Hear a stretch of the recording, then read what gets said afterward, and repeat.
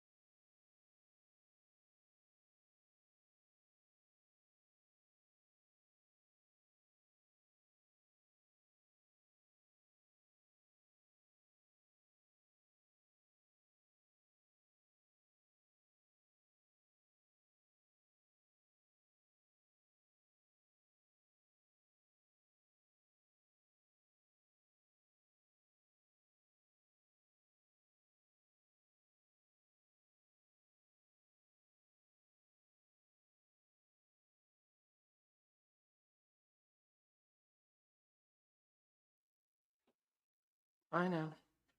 I'm sorry.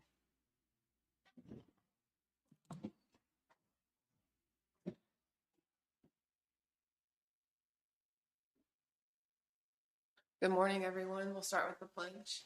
I pledge allegiance to the flag of the United States of America and to the republic for which it stands, one nation, under God, indivisible, with liberty and justice for all. Thank you. If you'd all pray with me. Dear Lord, we thank you for this day. We thank you for the county that we live in and all the blessings that you give us each and every day. I just pray that you bring guidance and wisdom and help the commissioners as they do their best to take care of Linn County. We love you and we praise you. It's in your name. Amen.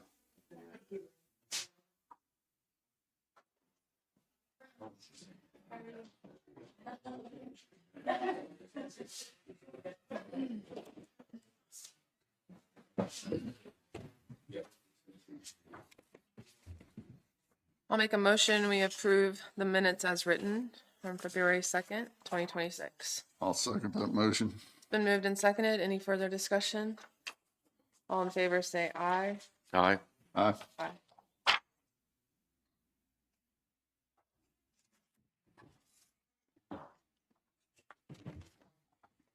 I'll make a motion. We approve the claims in the amount of $354,028.82. That's my motion. I'll second it. It's been moved and seconded. Any further discussion? All in favor say aye. Aye. Aye. I'll make a motion that we approve the ads and abates 2025-05, 2025-174 through 189 in the amount of a negative change of $21,225.44. I'll second that motion. It's been moved and seconded. Any further discussion? All in favor say aye. Aye. Aye. Approval of the agenda. Does anyone have any changes? Jacqueline? I have one. I need a 5-minute attorney-client privilege for pending litigation.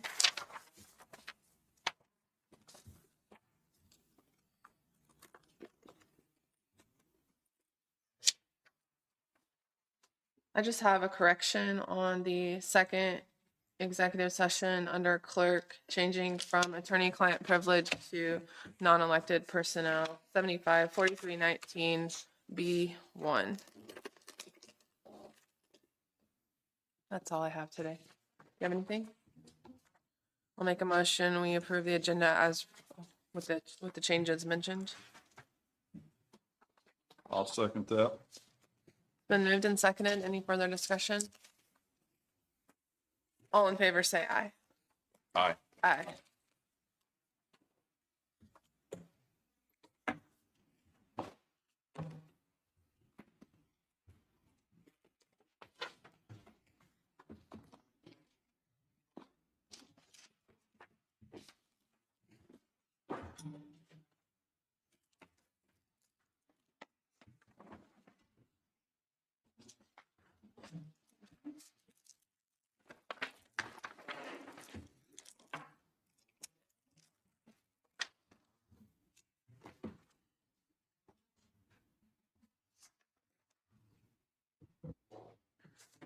Jason, did you want to give those back down to Jason? Or are you just doing two? No, I'll sign Oh, them. okay. We'll sign them after we're done, if that's I okay. didn't realize we had so many. I'm sorry. I have two more, so. Good. All right. We will start with AMR this morning. Good morning. Morning, Dawn Brooks with AMR. I've got the report for February 1 through 8. Blue Mound had 4 calls, 1 transport. Racine, 2 calls, 1 transport. Lynn Valley, 4 calls, 4 transport. Mound City, 12 calls, 7 transports. Parker, 5 calls, 0 transports. Pleasanton, 7 calls, 3 transports. And Prescott, 8 calls, or 3 calls, 0 transports, for a total of 37 calls and 16 transports this past week. Any other questions? Rest of them. I don't have anything. Do you? I don't have any. Thanks, Don. Anybody have the sheriff's report pulled up? I do. Go ahead, Jason. Sheriff's report for February 9th, 2026. Total prisoners of 68, 17 releases this past week. Total prisoners in of 68, total farmed out of 0, total farmed in of 50, 911 calls of 62, total jail contacts 3,755, total calls for service of 797, civil service papers served of 23, VIN inspections 11, new cases opened of 31, cases closed 16, vehicle crashes 11, bailiff contacts 130 with 41 resulting in calls for service, livestock out of 1, and SRO calls for service of 163. Randy? That's that to Jason. Thank you. Good morning. Good morning, Commissioners. Randy Hagel, Linn County Rural Fire Emergency Management. This week's call totals, we had 13 total calls. We had 1 rubbish fire, 1 motor vehicle accident, 4 wildland fires, and 7 EMS assists. Brings our call total up to 69 for the year. The only other thing that I have, well, 2 things. Going into spring, just remember any open burning in the county, call and get a burn permit at the sheriff's office prior to outdoor burning. Since I've been here, I think the citizens are doing great, doing a lot better job and calling in burns prior to that. Saves us a lot of false calls by doing that. The other thing I emailed about purchasing a 2020 Dodge pickup from the sheriff's office, and wanted to get your guys' thoughts on that. This is to try to phase out our SUVs where we have dirty, wet, nasty, muddy hose. We can throw it in the back of the truck.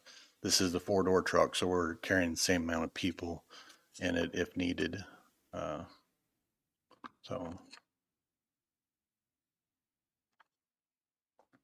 What is that? Gotta have to go through a bid process on this or? So this is something that the sheriff is surplusing out. It would just be one department purchase and from another department, just transferring the money from our special equipment to their special equipment. It's well below market value, so. I don't have an issue with it. I don't either.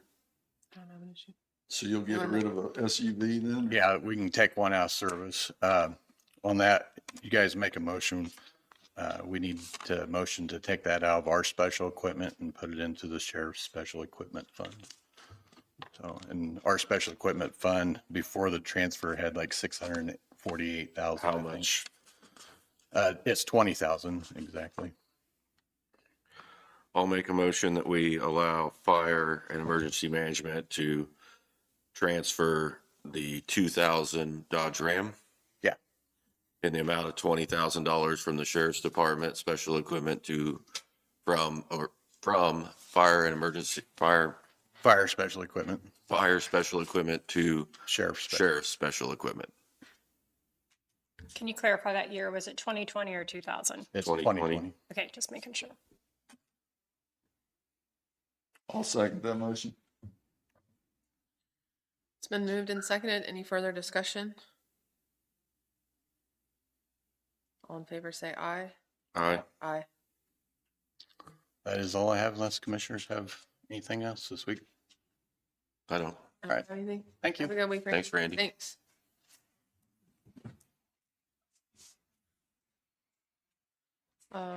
Justin isn't here yet, so we're gonna skip onto the agenda to GIS mapping with Jason Parker. Good morning. Jason Parker, GIS admin. Just wanted to come today. I've got a couple quotes. Our large scanner went down. I've got some quotes for a new scanner printer. Perfect. Thank you. Thank you.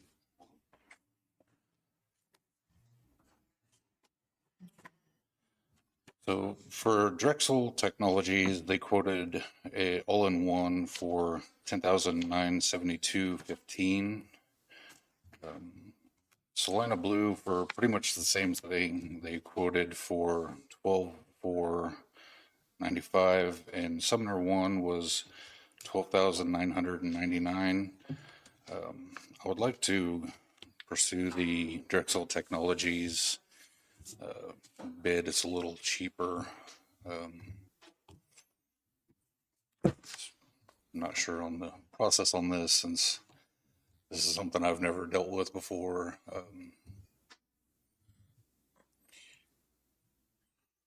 You're comfortable with that? Is there a maintenance plan? Is there other That's- fees associated? I don't think it's very much. I haven't really gotten that far. I just wanted to get the equipment and see what was out there. Our printer is, I think, 10 years old, and everybody that I talked to said they're starting to fail, and I just wanted to get everything replaced, so that way we don't have our large printer going down also. And this is in your budget? Yes, I transferred from last year's budget to our equipment reserve fund for Okay, this. so this is coming out of equipment reserve. Mhm. Okay. I don't have a problem with it. I guess my only question was, when we receive bids, usually we're opening them, so does he not have to go through that process? It's under 25,000. So if it's under 25, so we're good to go. I don't have a problem with him proceeding with whichever one he feels is necessary for his office. Okay, so you're recommending the Drexel Technologies? Yes, the HP Design Jet T2600. I'll make a motion that we allow GIS Mapping to purchase the scanner printer HP Design Jet T2600 from Drexel Technologies in the amount of $10,972.15. Second that motion. It's been moved and seconded. Any further discussion? All in favor, say aye. Aye. Aye. Thank you. Could I also get 5 minutes executive I session? have you on here for 10 minutes. 10 minutes? Okay, Can you wait just a little bit? Yeah, Okay. I can do that. All right, perfect. Thank you. Thank you.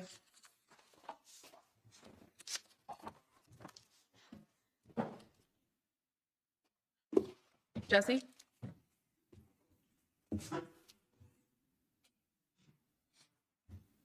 Jesse Walton with Public Works. I'd like to turn a little bit of time over to Jenny with Planning and Zoning to take care of what she needs to. And then we will go into the marina, if that works with you guys.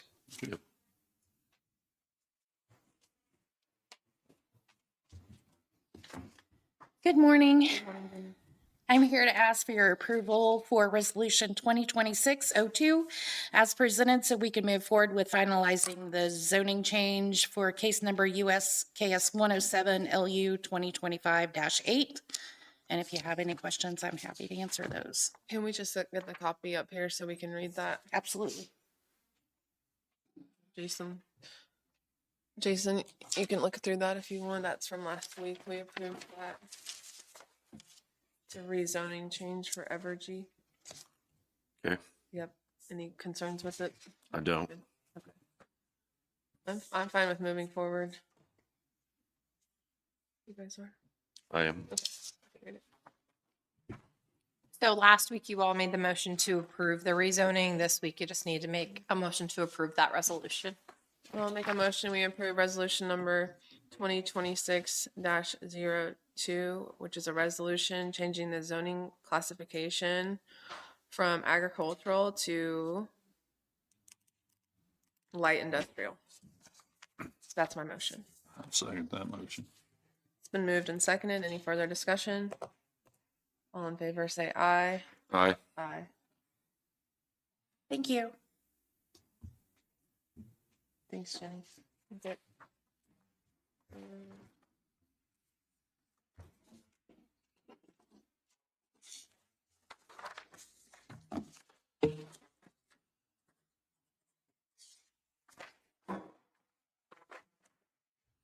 Thank you.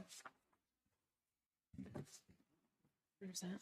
If you're ready, we can go ahead and move into the marina and go over whatever you want to go on that. Hold on, just, are you on a tight schedule? I don't want to interrupt You can go. Sure. Yeah. I have you on here for 2 executive sessions. Would you like to address the commission first, or you want to just go straight into? I would like to go into the, it's dual, it's safety attorney-client. For the first one, I only need 7 minutes, and hopefully we won't need any more time on that. And the second one's an employment matter that I want to give you a heads up on, Okay, I have them both on here. and I'll take 3 minutes. Okay, we'll start with the first one. I'll make a motion. We go into executive session for attorney-client privilege pending litigation, or no, is it pending?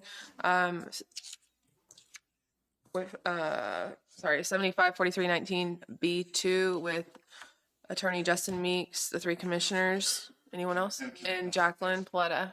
Yeah, please. Second. 7 minutes. I'll second that motion. It's been moved and seconded. Any further discussion?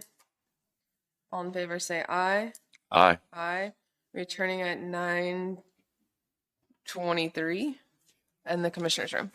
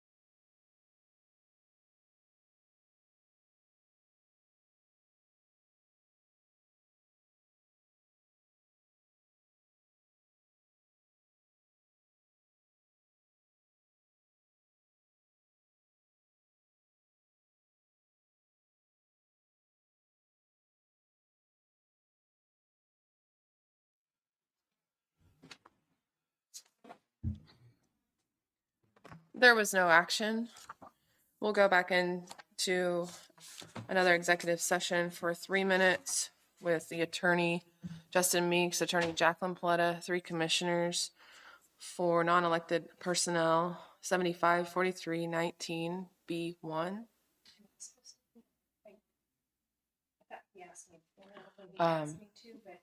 Yeah, the clerk's fine. That's fine. For 3. No, you can come. That's fine. 3 minutes, returning at the Commissioners Annex room at 9:27. I'll second it. It's been moved and seconded. Any further discussion? All in favor, say aye. Aye. Aye.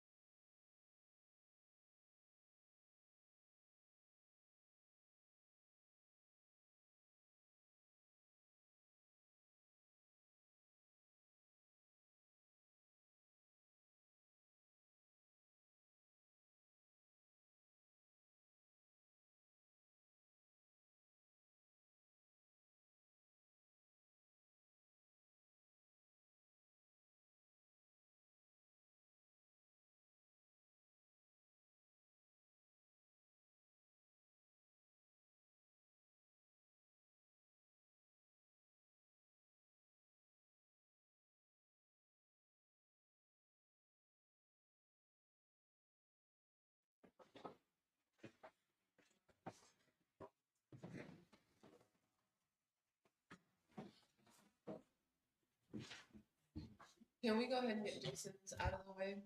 Can you go with that, Jesse? So you can go back.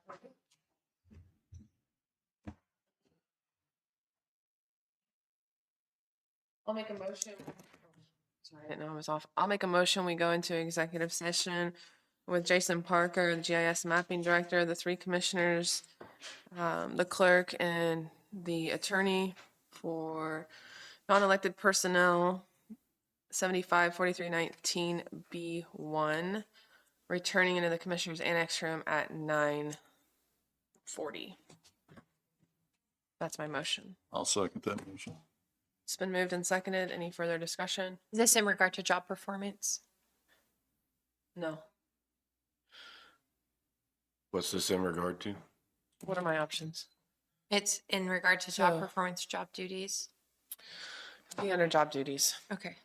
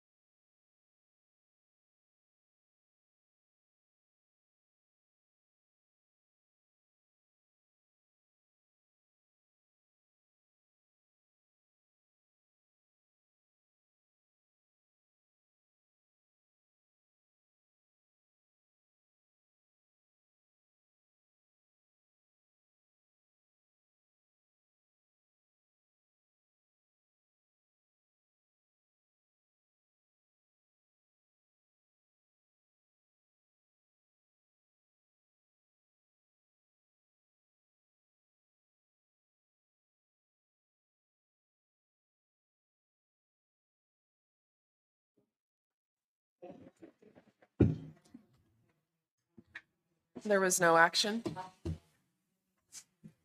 Um, Sherry's on her way in and we'll go over the stuff for the marina.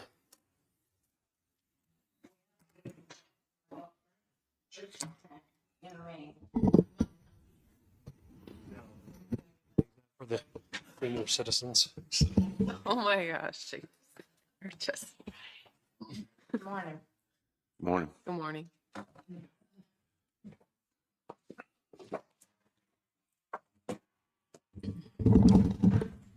So Sherry Loveland, Linn County Park.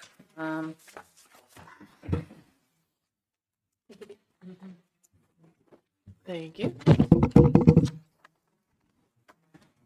Here. Do you want that?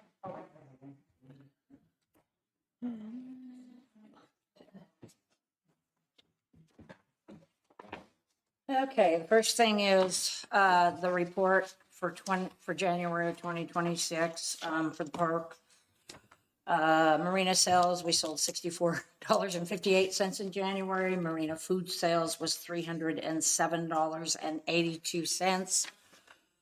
Cabin rental was $1,975.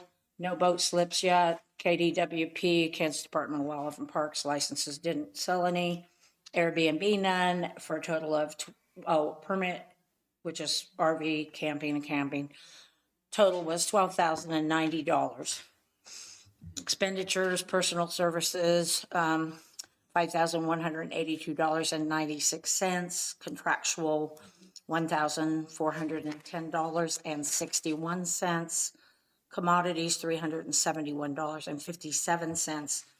Nothing out of capital outlay, for a gain in January of $7,472.26. Okay. Next. So, the permit and user fees, was that a lot of year passes? Yeah, January, February, March, even into April, we saw a lot of year passes. It is the RVs that live there year round. It is anybody that comes in buying even a daily pass, quite a few of those people that don't want yearly passes, and yearly passes are the majority of it for January. Next, Jim had asked for 5 years of cabin counts. So, 2021 total months year would have been 909 with, that was the first year we did Airbnb, so there's only 2 Airbnbs on there. We just opened it up in like November and had 2 in December. Cabin count for 2022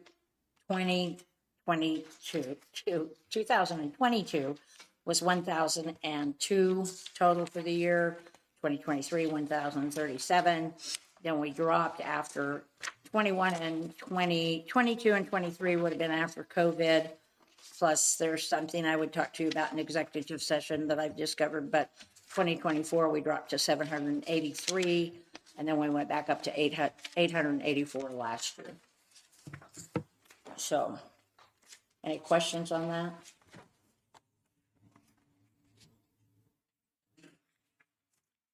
No, I don't, thanks for So doing we that. didn't have, oh, okay, just 17 every year. Okay. And I if, don't have any questions. yeah, And 7 is the one that we're wanting to fix up. Okay. Yeah. My only question from the data is, should we be looking more at 5 and 6? I mean, it seems like 6 is one of the ones that gets rented the least. well, now again, we have some kind of a venting problem with the sewer, so I was hoping it would get remodeled so we can pull those cupboards out of there and get under there and see what that is. We've tried other things to get rid of whatever doesn't come around until there's a bunch of people in the couch. That's just looking at the data. That's, Okay, I guess what the data would tell me is that we should be looking at number 6 instead of number 7, but I agree.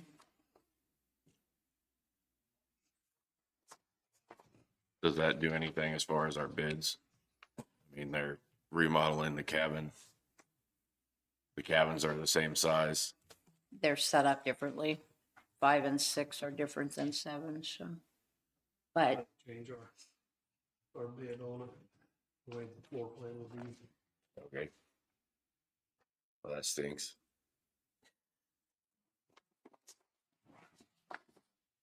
I mean, I don't see why we can go in and just look at that and just see what the difference. I don't know, that bid, yeah, that bid was for. I mean, that's just I'm just giving you my take off of looking at those numbers. Do you guys feel differently, or do you feel similarly, or what? Never thought that way. I've never thought of it that way. However, according to the numbers, yes, but I also think,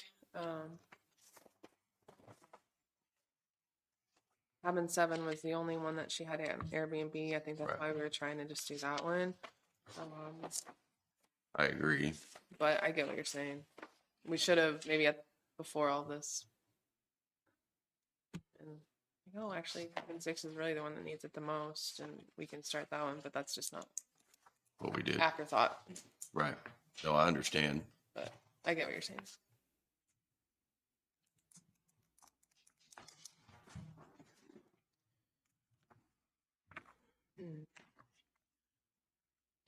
okay, next is just unless you want to go on with that discussion, do you want to figure it out today? What you want to do? I mean, I'm not I ready think to make a that's, decision today. I think- For you guys. What you wanna fix? I think that, would you agree that they all need to be updated? Yep. I would agree that we need to focus on the older ones first, and then if you want to go back to 7, go back to 7. But And I mean, I was on board with our decision to start with 7. I'm not saying that I'm not. I'm just okay, so saying, looking at those numbers, that's what jumps out to me, where we could actually recoup our costs the fastest. You know, if we can go from renting it 80 to 90 days a year to 150, we're gonna see. I'm assuming And it would people also- come in and you don't recommend cabin 6. not in the busy time of the year. Any other time, it's okay. But no, I don't. It's the least. Because it's an issue with the smell. Well, there's something wrong with the sewer lines, and when all the sewer runs down to that cabin and then goes down to the sewer lagoon.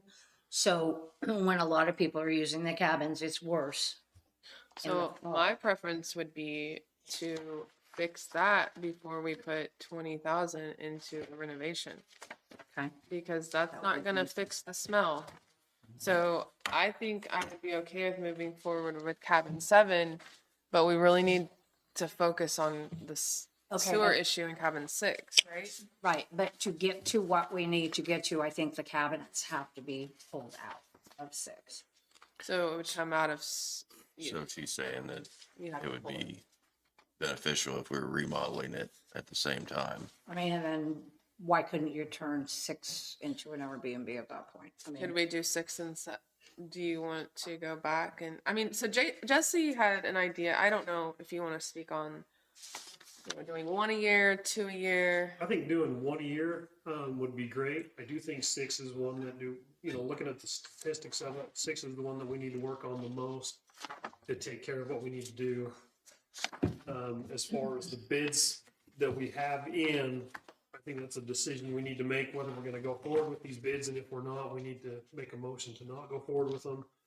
And then go forward with remodeling 6 and take care of the issues that we have there in that cabin. so when you want to talk about it, we also need to talk about comparison type cabins. That I did comparison to the same kind of one room. I gave you that too on prices, because our prices are not by any means. I don't know that you're gonna get a whole lot more money out of those cabins. If you come, I don't know. I mean, that's up to you guys, but Well, to me, if we go to this fix, and I don't have a problem with it, but I think we should sit down and have exactly what we want done to the cabins, so we know where we're at on the bid, because Well, and I think that's where it was kind of tough because you guys didn't come up with an exact, this is what we want to do with it. And so that's why I left it wide open for the I contractor to understand go. that, but I mean. But if you have an idea of what you want to do, I think that's what we need to stick to and say, What hey, do you guys think? Should we? I really liked the bid that was presented from Miller Construction. I thought it looked nice. Contemporary, it just looked like they had the vision of somewhat rustic, but contemporary, and I think it was really clean. I think that I would be okay with moving forward with that one and moving forward with pulling the cabinets at a 6 and figuring out tour, because you're going to have people come in there and stay in your busy time to see if that's fixed. Or I would want that before. If you're only smelling it when there are a lot of people staying, right? Is that right or no? Yes, but the problem is when all 7 cabins are rented, sometimes that's a whole group. And so therefore, or it doesn't matter, all 7 of them are rented. That's when it happens. And it doesn't happen until probably when it gets hot out, when it gets hotter in the fall, towards August. And then we can't we can lessen it, but we can't get rid of it. It's like a cross between a dead mouse and a sewer leak. It's not nice. So it really needs to be addressed. And my other thing is, you guys, the longer we're getting into this, they really need to be remodeled in the winter after the hunters are gone, between November 15th and spring. Was there a timeline on Miller's bid of how long that would take? yes. Can I? What was that, March? Something, March Timeline, what it would 13th. take them, timeline, what it Oh, would take did them they to do put it on there? Yep.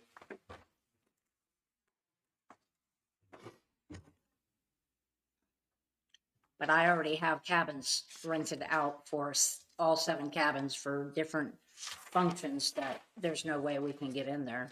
This year? Starting in, I think, April or May. I think it's May. Starting forward, that, holidays, Dance Festopia, They did not. put hunting time season. on it. It was the other bid that has the time frame on it.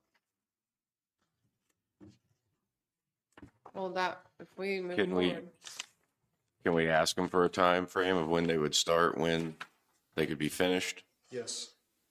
and hopefully make a decision next week? do you have? When's the? Can you give me the first day that you have cabin 7 rented? Not right off the top of my head. I can email that. Email it to you. later, Mhm. because there might be a situation where we're gonna have to cancel some of the bookings. I think to they get it only have done. a 3-week window.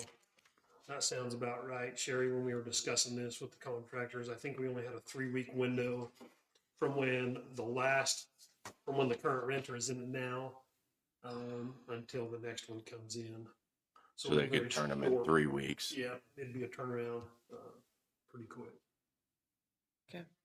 These people make their reservations a year ahead of time, so I'm just not real fond with canceling. Which is- But if they've rented cabin 7, you're saying there's not another cabin available? I'm saying they're all full. They're awful. Yes, starting, I think it's May, somewhere around the 1st of Can May. you give me, okay, so the 1st of May. Well, that's more than 3 weeks. No, but No. I've got somebody in, There's somebody in there, but we have a 3-week window. somebody's in it right now Okay. until, Do you have a program that shows your cabins and which ones are booked, or are you just web handwriting? calendar, Just a calendar? yes. Why it Handwritten? works, I I'm don't, just asking. okay, It's just written down on the calendar. yeah, it's a great big calendar that has all 7 cabins, so, yeah. It works, and we talked about getting an online, thing that we could share with Airbnb, but that never went any further than that, so. Well, I mean, see, that is confusing to me though, actually. So you go, let's say you rent it. So do you jump on Airbnb and you take it off the night that it's available? Airbnb blocks it themselves for them. Their calendar blocks them out. We go on their calendar when we have someone rented. As soon as we rent it, and we go on Airbnb and block it out. Yep, it's a normal transition with an Airbnb reservation. So, Okay. okay, so if you look at these comparable These are also one-room cabins in our area. So it shows you first Linn County Park, which, 2 beds, 2 nights, and 2 people, minus their fees, we get about $193.60. That was just an example. And peak rate, the same thing in cabin 7, we get $223.05 for 2 nights. Blue Mound has what they call a street cabin. It's 1 bedroom, it's 1 room with 3 beds. They have similar to that bed with they have bunk beds and then a bed, and then they have 2 beds up in the loft. And, but this reservation that I just went on and put in 2 nights, 2 people, ended up, they're only getting about $76 per night, $147.21 for 2 nights.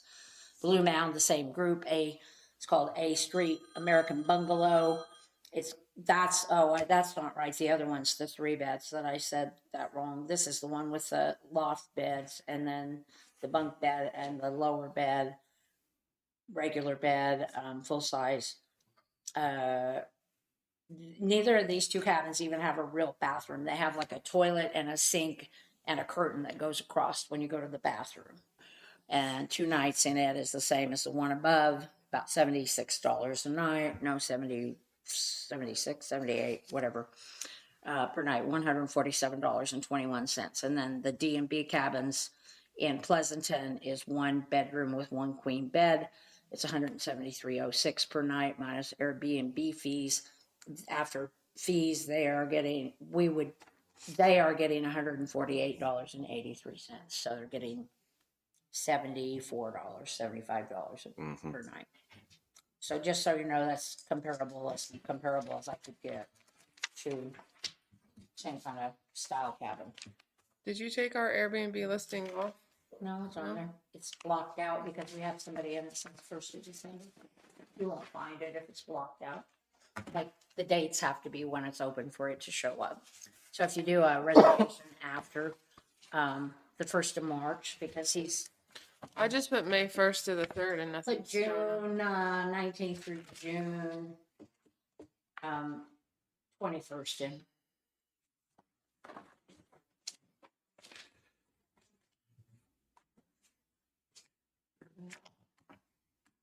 Still nothing. But June 12th to the 13th. June 19th through June 21st, leaving the 21st. You have to do 2 nights to get, I have it, so you find it.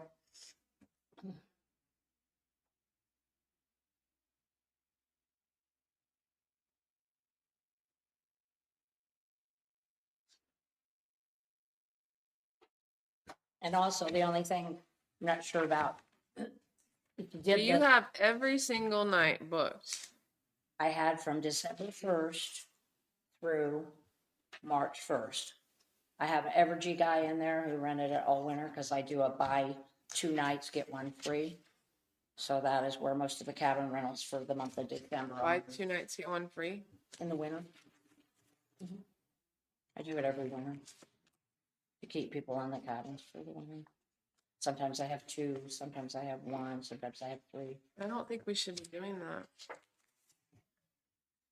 Did you guys, what are your thoughts on that? Not much. I think if you're gonna have somebody in that long, I don't think that's a bad way to go. Keeps them coming back every year. Also help pays utilities. That cabin only used $127 with electricity. How many nights of free are we giving out? Well, in a month, you're giving $10, out 10 nights a month. 10. 10 nights a month? That's a It's a lot. lot of money. If he was gonna be here anyway, I mean, I mean, he's here for 3 months. He'd probably stay longer, but I cut it off the 1st of March. And he's working for Evergy? He works for Evergy. He lives in a camper in the summer, but he wanted to be warmer in the winter. I mean, again, those specials aren't listed publicly. Those are just something that you have to know when you go in there. On Facebook, and then some people, I haven't seen them on Facebook, but I don't know. I don't agree with that personally. I didn't know we were doing that, but if we've already done it, you know, it is what it is right now, but I was trying to drum up business, but if that's, you choose not to, then I won't do it.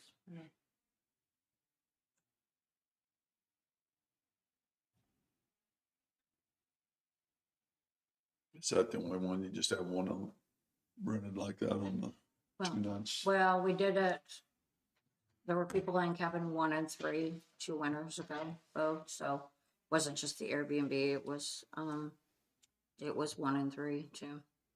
And I've had people in 2, I've had people in a lot of different cabins, but not 1, 2, and 3 are favored the most, and 7, of course.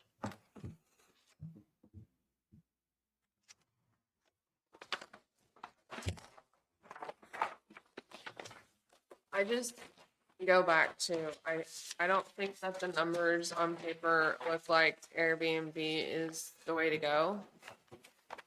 But it's hard for me to believe that though, because of this simple reason right here, how you have a cabin that's been rented out by someone that walked in and there's no option to book at all, which is fine. She's blocked the calendar completely out, but there are other options at our park to stay in another cabin, but those are not listed. And so I don't feel like we're getting a fair shake at the Airbnb business Showing the one. because you're only showing one. You have it all blocked out. I can't even Google it and find it right now with a lot of the dates, right? Google it, I can't. Airbnb it. No, like You have to if look I'm on just Airbnb. Googling, You have to look on Airbnb.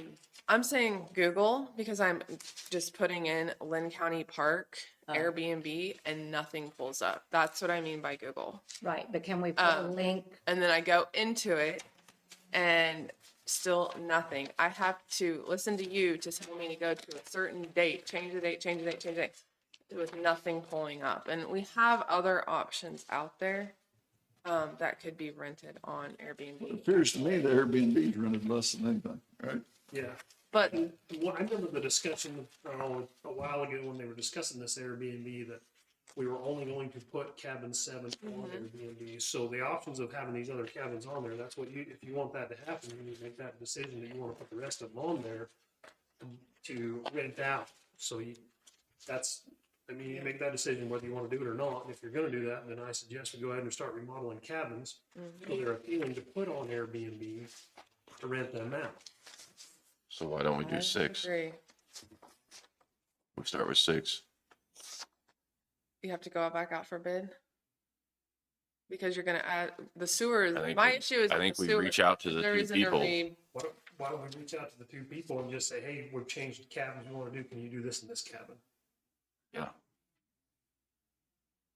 Can we do that legally as far as a bid for it and just go to 2 contractors? If we go back to change the building, change. I mean, do we believe it's going to be in excess of the 25K? The bid is currently under 25,000. The highest bid is below 25,000. Okay. But if we were to change the cabin, instead of redoing number 7, go ahead and redo number 6.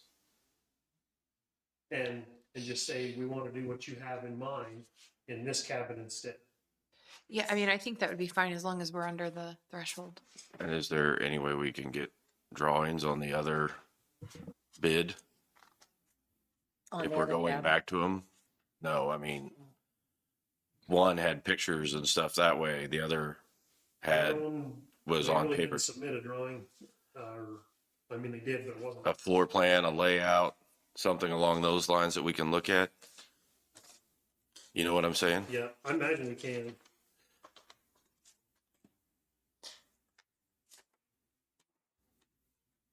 I mean, it was, So we do have a little floor I mean, plan. that was what, I'm pretty sure I scanned those and emailed them. You did. Yeah. Do you want to keep the line item for sewage separated out of construction? Yes, yep. Well, I think that's something we need to take care of as a county, take care of that problem. what is it, vented up into the building? I don't know. I don't know. That's something we just need to go look at and fix the problem, whatever it is. And Robert can't remember how it's tied in to that cabin, so it's gonna be a looking fine type thing. It's gotta be vented in there somewhere for, get out. Something's gotta be vented, or there's something there that we need to fix. It's not vented. Jesse, before I was in here, I do remember a conversation about Airbnb, and it was an issue with her getting enough staff to do the bedding and clean it. So we were going to put all of them on there, or I think you guys had discussed that, but then you decided not to because she didn't have the staffing to do the laundry. That's why we bought, I thought, washer and dryer to have on site. We have We- one, Yeah. but you're gonna do in the long run, you're gonna do 14 sets of bedding towels, the towels, the bedding for 14 beds, you're gonna have to have more than one washer and dryer. Or we're gonna be doing So laundry. okay, exactly. So we've had an issue with this. We've talked about it for a long time, way before I came on. Okay. And are we on the same page that we want to remodel all the cabins? I think we start with one. Okay. And That's then what I think do we too, have a so- goal of having them all on Airbnb or no? I think it depends on where we're making our most money. Okay. Well, I just to feel like me, we haven't really been given. renting the Airbnb as much as the other ones. Right, because it's booked through the site, through us. Yeah. And at that rate, we're making more money. Yes. But you booking can't it- compare that, in my opinion. Why not? Because I feel like you haven't put all of the Everybody's got a Airbnbs. fair chance. But this here, Everybody's got a fair No, chance. no, You you're have a talking fair about, chance of renting- But I'm saying if we're making more money off renting it ourselves than on Airbnb, mhm. then we should be giving the first chance to the people them. not. That's, but what I'm getting at is here, is this count with us renting it too on the Airbnb? That's the total amount of nights that's rented. Correct. So it's still lower. I mean. Right. And Yeah, we're that- still renting it another 127 nights without. So in 2023, that cabin did 201 nights versus the ones that On the didn't, cabin, so, okay, I see what you're saying. Yep. You're doing. versus 70. those Yep, that I were see what only you're- 150 nights. Does that make sense? Yeah, I see what it is now. So you've got to total those two together to see what our Yeah, total I see. cabin rental is on that. And I think if we could come in, do number 6, get it fixed, put it on Airbnb like you're saying, Ally, that would allow us to kind of evaluate again what we've got that way. Another issue we could look at is, how many nights could we rent it on our own with the- If we didn't have Airbnb. that's- but either way, she's still saying she can't handle, if she has every cabin booked, she can't handle the capacity of, I can't The do bedding. 7 Airbnbs. You aren't there Right. yet, though. But no, I'm because just you're saying, not let's doing say laundry on seven. You don't take have to- Airbnb out of it though. Let's say you have everything booked. You're still saying you don't have, I do. you can do it for yourself, but we can't do it if it's on Airbnb. Because you then. don't supply it for the. Well, I'm not doing all the laundry. I'm not folding all the laundry. I'm not having a cabin person have to make the beds plus clean the cabins. So right now they don't have to. You have to understand that that's gonna take more time. And right now I have one part-time cabin cleaner. So you're gonna have to go, by the time you get done with 7, you're gonna at least have 2 full-time cabin cleaners. What you're saying is when you rent it, you don't supply the bedding and the Right, towels and things. Exactly. And on the Airbnb, you're supplying that, so. correct. And the towels and yeah. Exactly. I'm ready to move forward with something. Okay. I've been talking about it for years. Just- Well, why don't we just go ahead, why don't you allow me to go ahead and get a hold of the contractors? And see if we can do the same thing in cabin 6 and move forward with the bids to cabin 6. Okay. Let's see if we Good with can that. get it done. Is that, Can you start this week on trying to figure out what we need to do with the sewage issue? The Correct. sewer? yes, Okay. yep.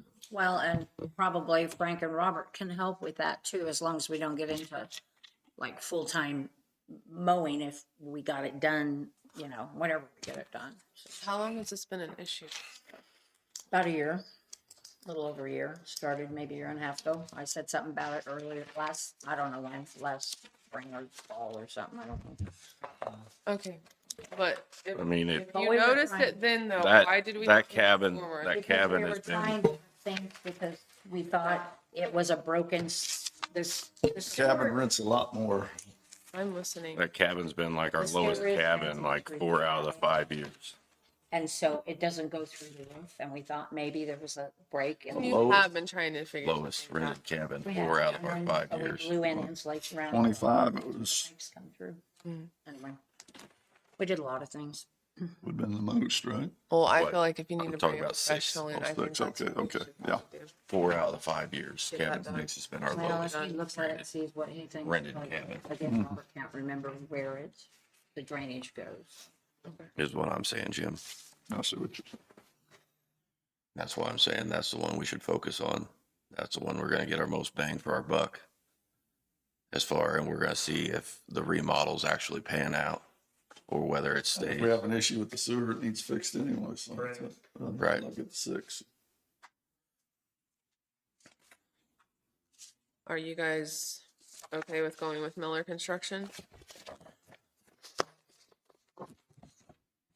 Or do you want to reach out to them first, Jesse? Let me reach out to them. I almost feel like we just ought to have them rebid that cabin, rebid number 6. I don't think it's gonna be a fair. That's what I would think. We need to rebid it and kind of tell everybody, to me personally, I think we ought to tell everybody what we're asking for because we're not comparing apples to apples here. I is think what what we need to do is go ahead and reject the bids that were given for cabin 7 and go out for bid for cabin 6. I think we ought to have a detail of what we want and ask them to supply what the bid is, because I don't see how you can get anybody to bid and know what we're getting. I mean, until we're on the same playing field. Okay. Timeline, can they submit the timeline in this bid as well? Yes, we'll make sure the Construction timeline is timeline. submitted, yes. Working days. Okay. I'm good with that. I might have some open time in the fall unless you guys do instruct me to cancel cabins that have been reserved for over a year or a year. Some other times in the fall, but I'll have to look at the calendar. I'll give you the open slots on the email that I could block off right now for those for cabin 6. How many weeks do we have to go back out? Are you doing paper and everything again? Yep, we'll start it on probably next Wednesday. Or? Okay. Give us time to go through it this week. We'll post in the paper for 2 weeks and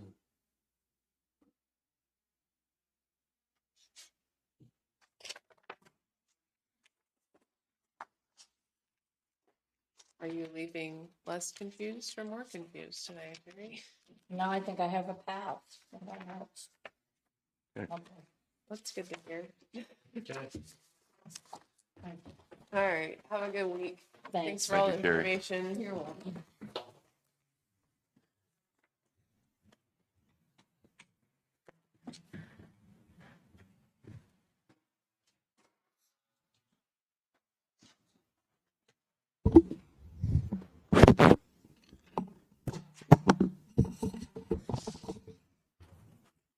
Good? Yeah. What are you smiling for so much? So we can put it on the agenda for March 9th? Mhm. Okay. Abby Powell is here. If we want to discuss the 4-H building next. Here just in case. She does a lot myself as well, so. Anyhow. Good morning. How are you? I'm great. Good Good. morning, guys. Do you want to start or you want us to start? I think, don't- okay. I don't know what I'm. yeah. So we had discussed the 4-H building in general, I think a few times, but last week more specifically, about maintaining the 4-H building. There's obviously issues with the HVAC systems right now. He gave us bids on all of that. I think total was close to $40,000 to replace just that. And so when we were discussing that, emails that we've had before in the past had kind of been brought back up of all the things that needed to be replaced. As far as maintaining the 4-H building, we had talked about, do we have to own the building? Do you guys have any interest in taking over the building? She had looked into that. We don't have to provide a building. I'm not saying we are or aren't. We're just looking at statutes legally. My concern last year, during the fair, not having the fryers and all that stuff that we use for the 4-H kids, I would like to get all that stuff replaced or fixed or whatever it takes. If we're going to keep the building, that's what we use it for. They have a lot of events going on that they've already booked, and right now it's closed because we don't have the HVAC running. So she's had to cancel multiple events, I think, at this point. Well, we found them all other homes. Okay. Yes. So there was, when Jesse brought it last week, it was just quite a bit of money. We wanted to wait for you to get back and kind of have a longer conversation about it. And with Abby, we did get, I think the roof is done now. I believe the roof is done. I don't know if you've been out there lately. Jesse I drove did by, but I'm not sure. Yeah, is the roof and all of that, that's done though, right? At the 4-H building? We got just a little bit left to do. Okay. To finish up. Dave said we should be done here in about 2 weeks. Yeah. Okay.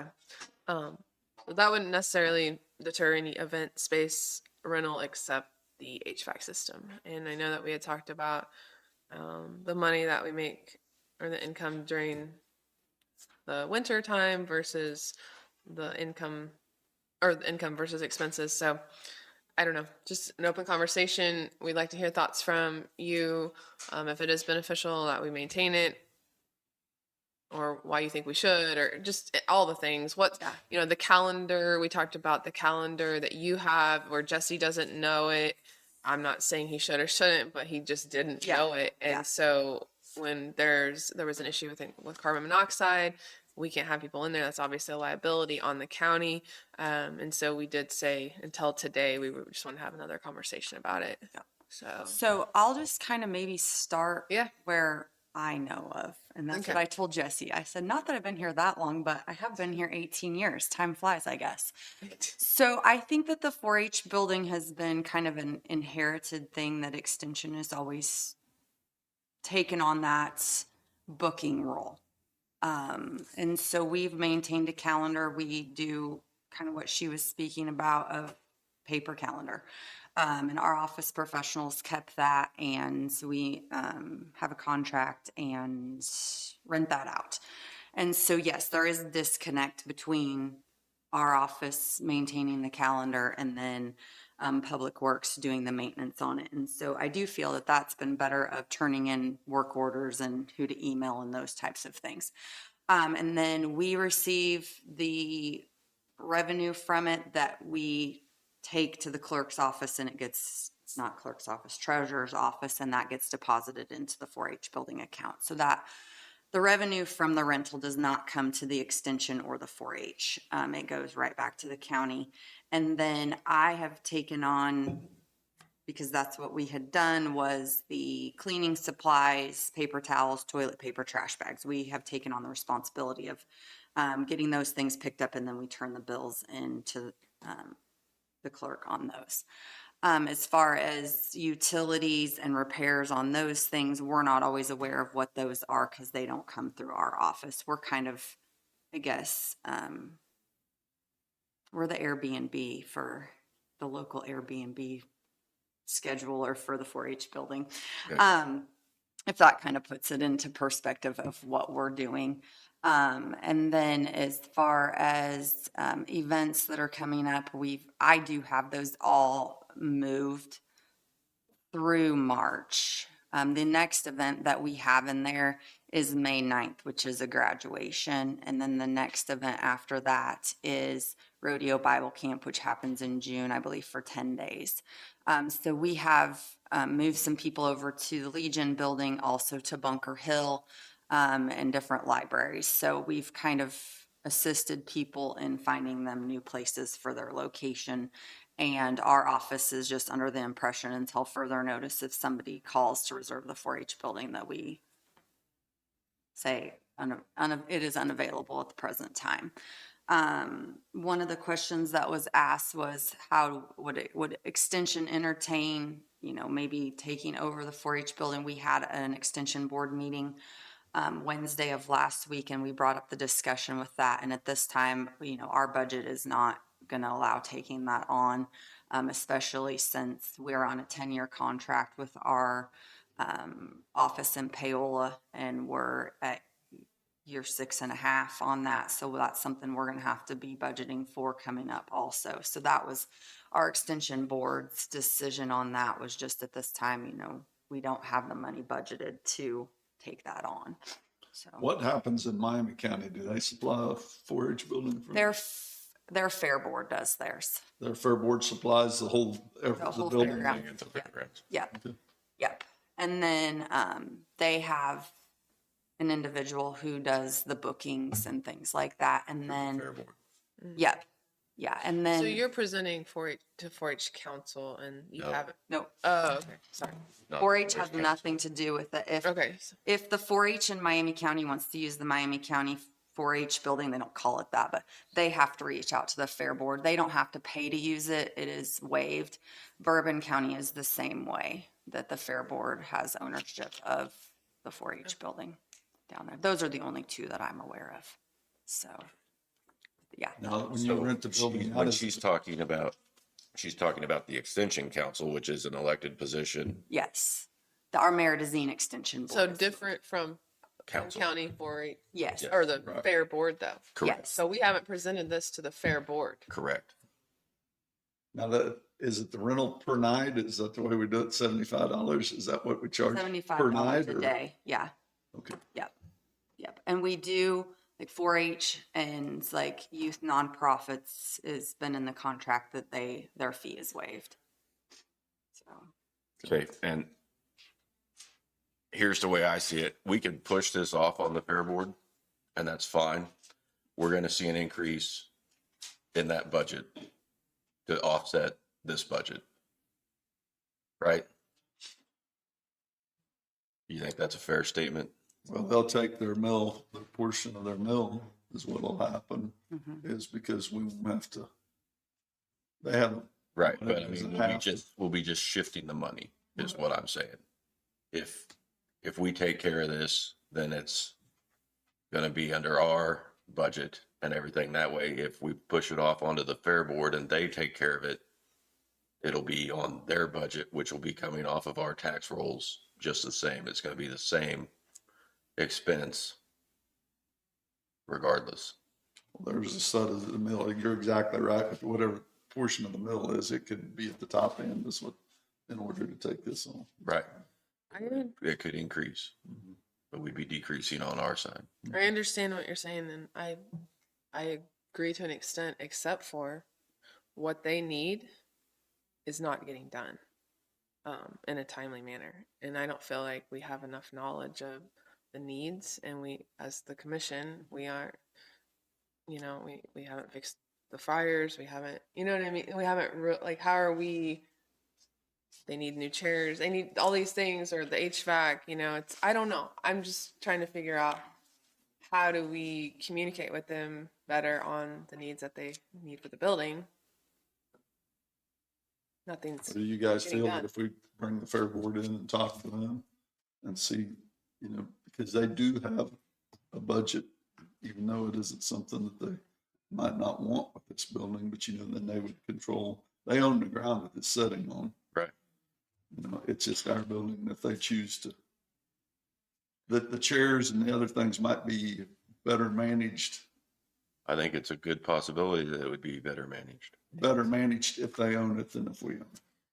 I just feel like they don't communicate with us a lot. Okay, so if she needs Well, she's prior, not really even, she just. yeah, she's just kind of, but she sees things that are Basically, needed, Airbnb for nothing. and then there's going to be, well, that's up to the commission. They own the building. That it just gets so confusing, and I think that she probably communicates with the fair board. Correct me if I'm wrong. Not a little on the bit 4-H more. No. Not really. No. No, Well, fair- what would you- if there's yeah, any I problem guess if down there's there, the problems. fair board calls us to take care of it, basically. At the 4-H building? Yeah, during the Fair Week, if, Oh, yes, Yeah. yes, during Fair Week. when they're down there. Yeah, If yeah. there's an issue, the Fair Board calls us. Yep.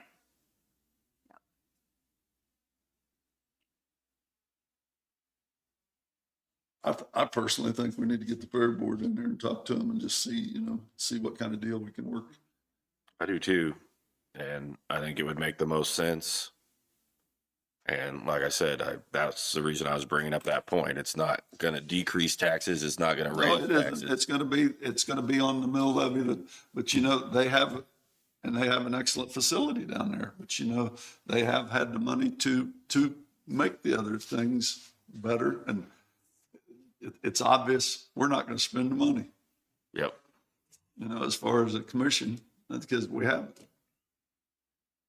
We take care of it. When the fire gets too high, we put that one out and let the rest of them go. Well, and I agree with that totally, because everything that we have down there, like chairs and things like that, we get by with those. I mean, nobody's expecting it to be nicer. Some of the requests that I had on here, which I appreciate you printing this, because Yeah, when definitely. you send it that way, you never see it again. So I had no idea what I sent you. I mean, I did, but so some of the requests that I had in there were just to make it a nicer. I've been down there and I've picked the chairs up. The chairs and things are Yeah. in good shape. Yeah. Well, they look like that. They do. Yep. Yeah. So. No, those are better. Those are better than a lot of them. down there. Yeah. So, and I will say we did take 19 tables and one table rack up to Bunker Hill so that there would be tables at Bunker Hill for the people that are renting there for the time being. So, because there was only 12 tables at Bunker Hill. So we did take those up to kind of Yes, accommodate that. how many people rent that building down there that could use Bunker Hill for the county and get by? Probably 75+%. If the county still had the building and used our Bunker Hill facility on the evenings or whatever. Yeah. And we've put in, when we did the remodel at the extension office, we put in a small meeting room that can accommodate about 20 to 25 people. And so some of our 4-H meetings and 4-H council that used to be at the 4-H fairgrounds, building yeah. can now go to our office. I do have a livestock quality assurance coming up. We'll just pile the kids in our office and have them sit on the floor so that we can make that work. So, yeah. Yep. I think we need to talk to the Fair Board. That's what I I agree. And either way we go, even if the money's just shifting hands differently, the communication of what they really need, I don't feel like we always get it until it's last minute.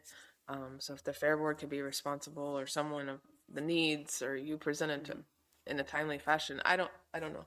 But even on this with the fires, we've known since the fair that we don't have fires. So we're responsible of taking care of those needs right now. So we need to make a decision, eventually. I'm saying we can listen to the Fair Board first, but a lot of things get through the cracks. So, Well, I mean, we have two counties right next to us, in Miami County and Bourbon County. You're saying does not own the building, so. right. I mean, it's, And and they do have a taxing entity as far as the Fair Board, the fair does in order to upkeep. And I think we can keep our obligation to the graduation and the rodeo Bible camp, because we're going to be in the time of the year that if the heat is not working, that is not essential, as long as the carbon monoxide is taken care of. If the air conditioner will still kick on. The graduation in May probably is not going to need any of that. And if we can just make them aware that, hey, this may or may not be fixed by then, but your reservation still holds. The rodeo Bible camp, that's going to be a big one for the building, because that is their dormitory and their kitchen service during I think they have 2 sessions of camp. So that would be the big concern there.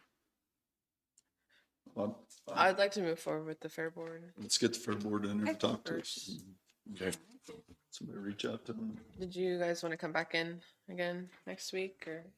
Or do you don't need, do you need to be involved? I in mean, it? I can, but I don't think I need to. If you're going to go that route, I think we'll be good. And then we'll kind of just be in a holding pattern. I will continue to not rent it until further notice. Jesse and I can work on that. So thanks, you guys. All right. Thanks, Abby. Have a good Just week. about the furnaces, Jesse, did you say that they were replaced, that portion of them 2 years ago? Yeah, from what I found in the commission meeting notes, we had replaced those parts 2 years ago in those two furnaces. After further discussion with Mr. Weber, it seems that I don't understand it, so don't quote me as pure knowledge on this. There's a single phase and a two phase on those heaters, and apparently it was only running on the one phase, and that's why those heat exchangers failed again. So, like I said, I don't fully understand it, but that's how he explained it to me. Could we have a service agreement with them? I thought we had a service agreement. There was a 2-year contract, Jesse. I think. All right. Correct. I have one last thought in regards to that. So we're the ones who budgeted for it for this year. So if we passed it off to them, it would be a lot cleaner if we waited till Yeah. December and January Yeah. 1st. I'm fine with that. You know, I mean, so is it something that we need to go ahead and move forward on the HVAC? I mean, I'm And- sure it would be and beneficial to then- not have they're not going to want it if we're like, oh, there's a $40,000. 40. Bounty hanging over its head. Yeah. So, I mean, my concern was, like I said, we had done a 2-year contract with Weber. That contract for service is up. We need to go back out for bid. And then I would like a second opinion on the HVAC. Okay. The contract is up. At the end Yeah, of February. End of February. I'm sorry, I apologize. End of February. And I don't think, regardless though, I think we can still go out for a second bid, right? We don't have So to use let's- him. Right.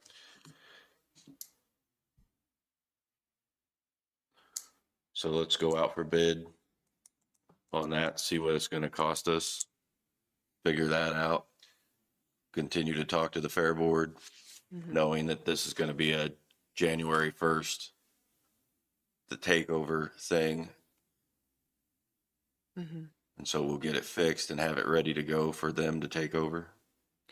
Yeah, and regarding the kitchen, if they are taking over, if they want to, maybe that could be another discussion of, because you have said something you wanted, maybe the fair board wouldn't want it replaced the way you guys suggested. I don't want to do it, and then they don't like what we've done, so.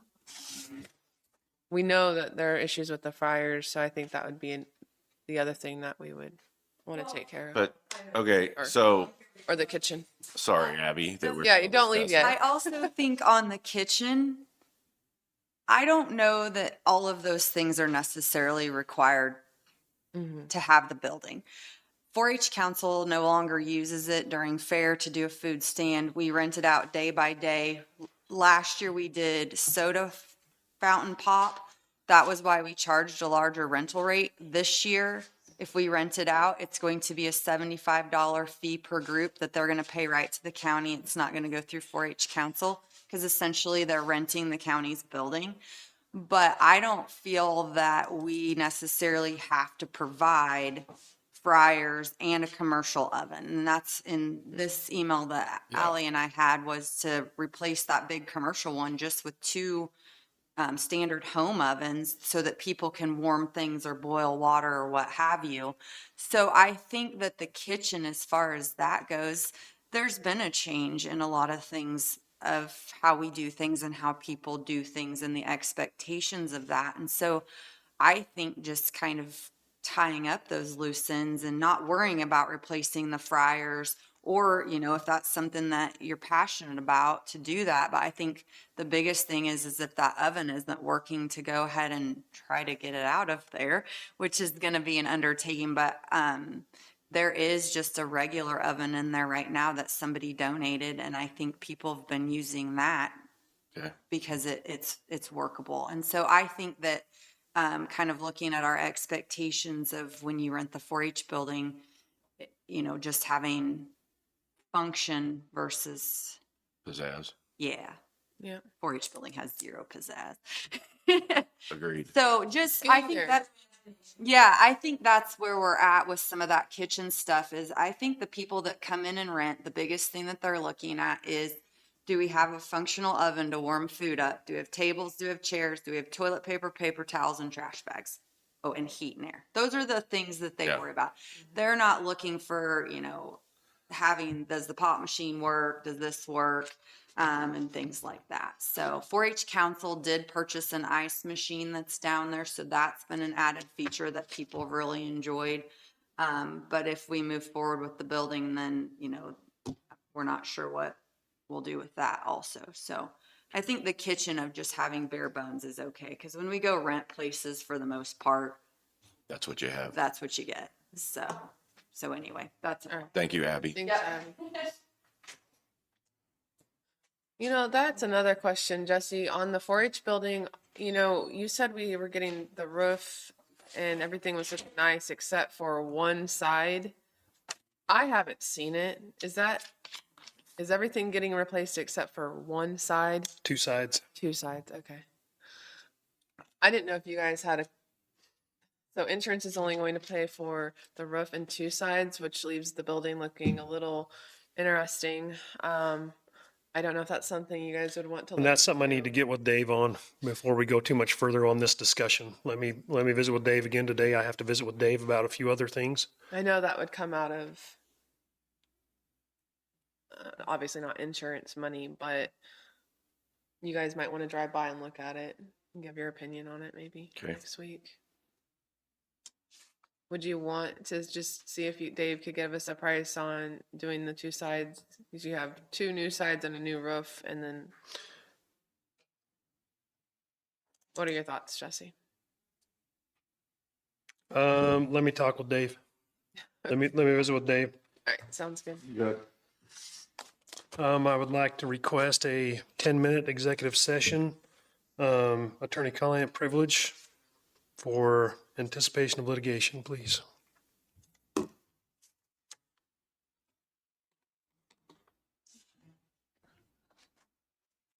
I'll make a motion. We go into executive session for 10 minutes with the attorney, the 3 commissioners, Jesse for attorney-client privilege, KSA 75-4319B2.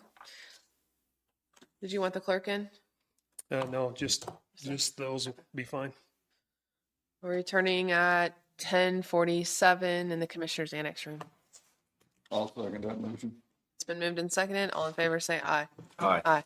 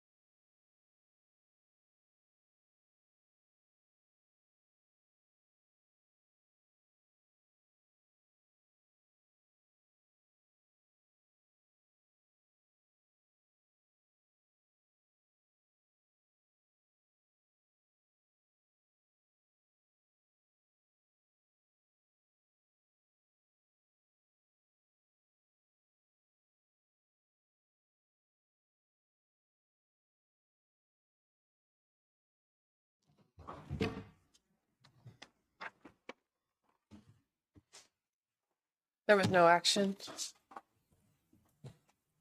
And Jesse, really quick, can I open it up for public comment just to make sure? No, Mike's not here for. All right, we'll open up for public comment. No takers. Okay, we'll close public comment. Thanks, Jesse. You sure, Mike? It's all yours. All right, thank you.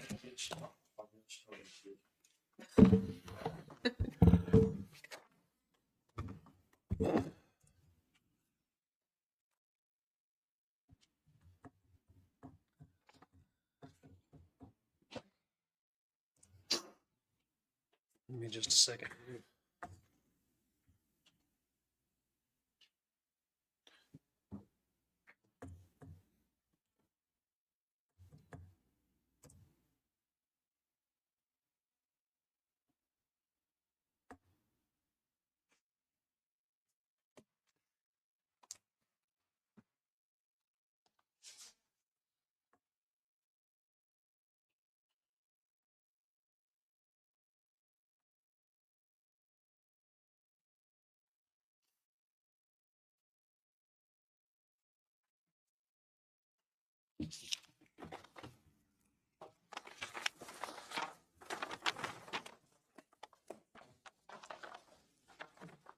Maybe.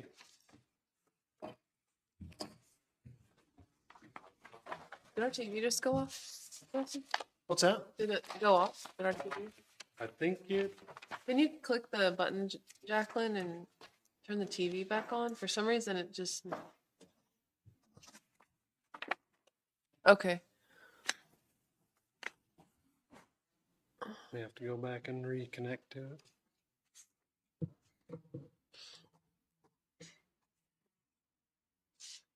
Are we on the right setting?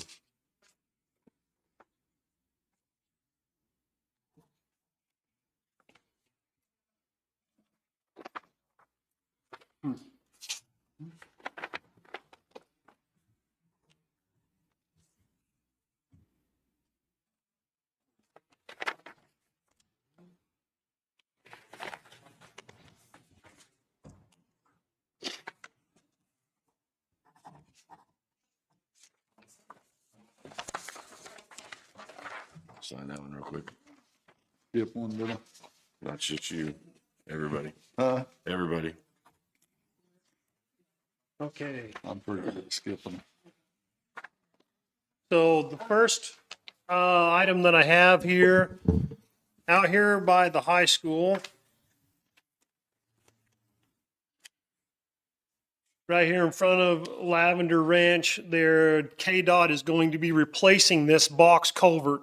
This project is tentatively to start on February 17th. There's 65 working days for this project.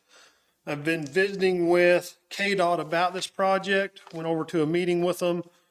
They are going to be setting signs up in Mound City, out here by Nation Goods, to let them know that the traffic will be shut down, this road will be shut down, and then up on top of the hill where 52 and 31 join in right there, there'll be a barricade also, or a sign there saying this portion of the road is shut down. We are going to be closing road to commercial traffic. Local traffic will be able to use these roads. So down here by Lyman Road, we're going to have signs that say local traffic only and no trucks. I did get a hold of the school district, told them that the buses are okay to take this route. Also down here by Murray and 52, we're going to have signs right there also stating the same thing. And then down here by Mound City Ag, there'll be some signs there also saying local traffic and no trucks. This will be up to us to monitor the commercial traffic using that road to keep that to a minimum on that. I do have 2 old bridges or box culverts on this road, possibly 3, that will not take a lot of weight going on this road. The one is down here on the corner. There's one just west of it in this area that was brought to my attention this morning that we have to go look at. And then there's one down here on Lyman Road down here. These are pretty old structures that I fear will not be able to take the commercial traffic. We start grossing over the 80,000 pounds. So just so everyone is aware of that, we'll be monitoring the traffic on that starting February 17th of allowing just local traffic only to go through there. That's 750 road. You'll get a lot of traffic by your house. So I just need to make sure that everybody is aware of that project coming up. Pest control. In the past, we'd had Jason Parker, I think, was that. Yes, so what, I'm getting with Jason on that. I told him there's several projects coming up. I'll be getting up with him so we can get all these marked out on the map and put on the website.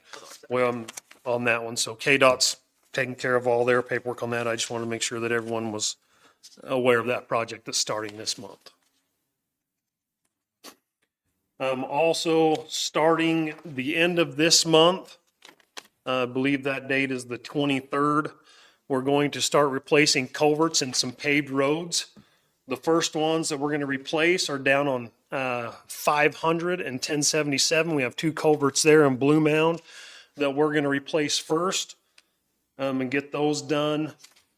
And they are in dire need of repair. The next three culverts that we want to replace are out on the road going to Bush City outside of Centerville, headed out there on the paved road. We have three culverts on that road we need to replace. The furthest west culvert is the one we're going to replace first. We're planning to start that on Wednesday, the 25th of February. We're getting with Anderson County to let them know we're starting that because there is no side roads from that culvert all the way to the Bush City intersection. So the rerouting of traffic down that road is going to take a toll on quite a few people, grain trucks, cattle traffic coming in and out of there. So just so you're aware of that, we're going to be starting that hopefully the 25th of February. Once we get that first culvert done, the other two will be able to use Andrews Road to help reroute going around the next two culverts on that stretch of road. The next thing that I have that I need to make you aware of, we have some culverts up on 1095, the north end that we're going to be replacing. Well, we need to discuss whether we're going to replace these or not. Let's see.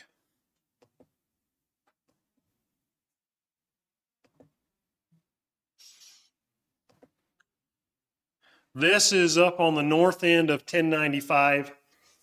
Up there we have 6 of these culverts that are 7 feet tall and 11 feet wide. These are the furthest north culverts. As you can tell, they're pretty rough shape on the interior of them. They're starting to wear out, rust, and buckle. Is that where the river goes out up in there? Is that correct? Yep, this is close to where the river goes out, yep.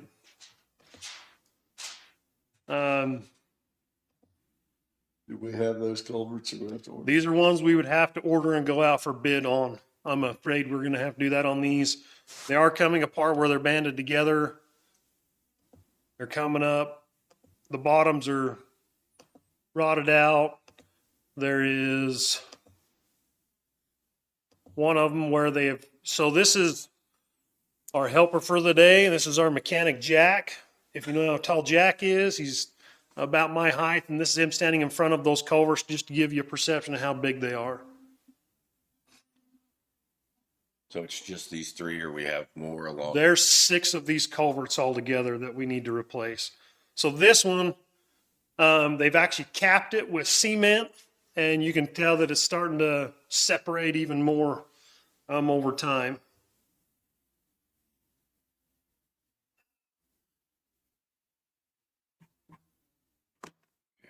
That's going to be on the road that we're actually resurfacing. Yes.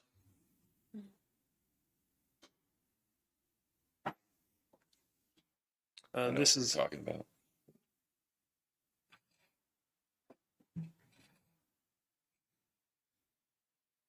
So that just gives you an idea how big those culverts are, that we need to replace.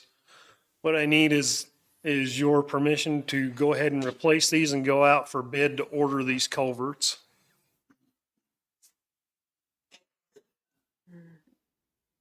Or whether you want to replace them or not. I think now's the time to do it. Resurfacing the road doesn't say it is now. We have the money to do it, I guess, don't we? Well, I believe there's money in there to do this where we carried over money from last year. So I believe there is money in there. That's one thing I need to get with Chastity about and make sure that we do have that in there. I'm pretty sure that money's in there. I just don't want to shortchange us for the next year when we do the south half of 1095.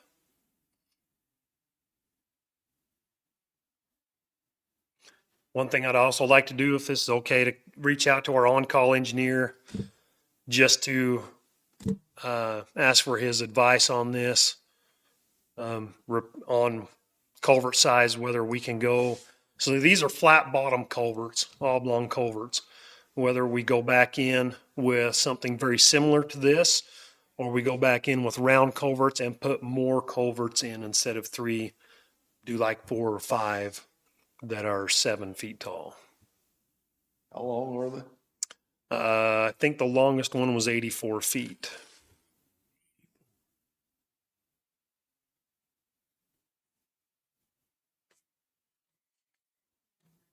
Okay. I'm okay with you going out for bid. I am as well. Just get with Chastity on the money part of it so we know when you come back with the bids where we're at. Okay.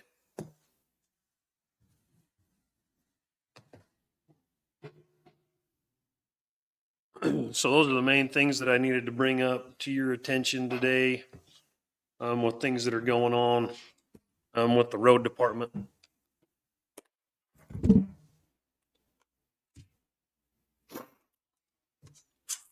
We had a good turnout for the bid walk this last week on the old jail. Just so you're aware of that also, I did an asbestos test on the jail because that was asked for by several of the contractors. That all came back negative in the jail. So that was a good positive there. I have 2 burial permits. Burial permit number 2026-02. This is for Linn County Rural Water District 2.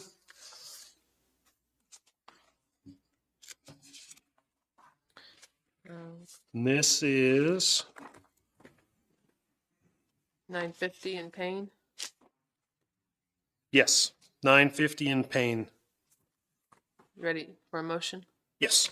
I'll make a motion. We approve burial permit BP 2026-02 for Linn County Rural Water District 2, located at 950 Road in Payne Road. I'll second it. It's been moved and seconded. Any further discussion? All in favor say aye.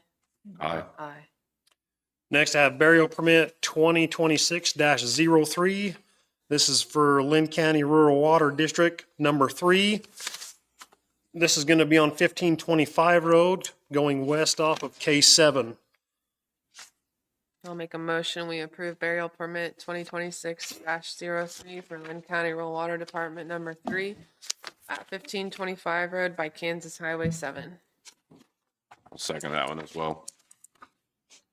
Been moved and seconded. Any further discussion? All in favor say aye. Aye. Aye. Thank you.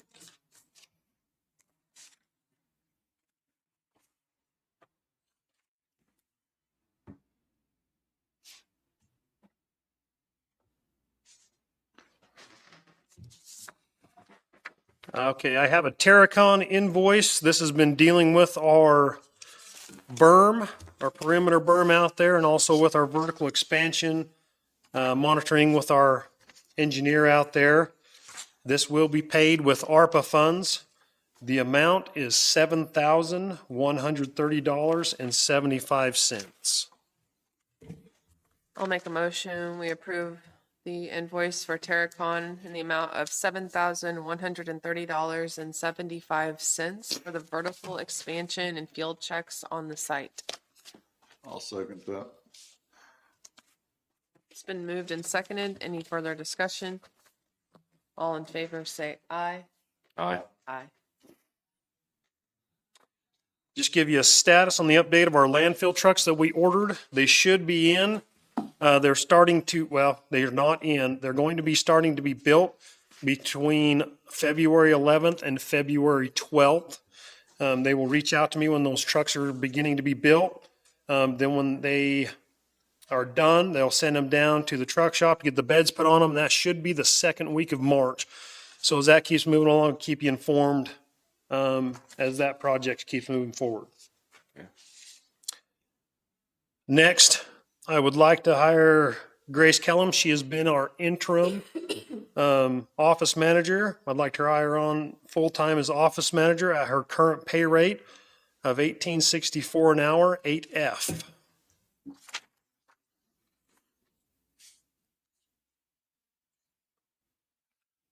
I'll make, Oh, sorry. go ahead. I was just gonna, I don't have an issue with it at all.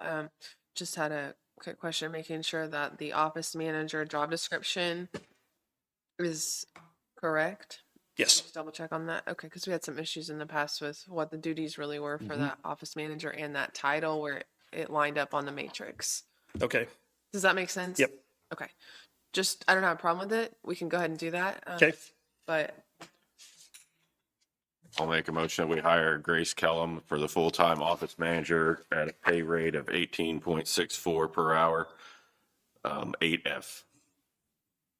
I'll second. It's been moved and seconded. Any further discussion? All in favor, say aye. Aye. Aye. Next, going along with that, the last office manager we had a credit card to help purchase office items and other things. Wonder if we could get one approved for Grace Kellum for $5,000.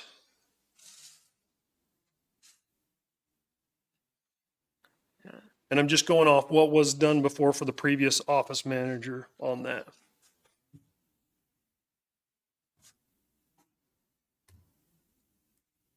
Standard procedure?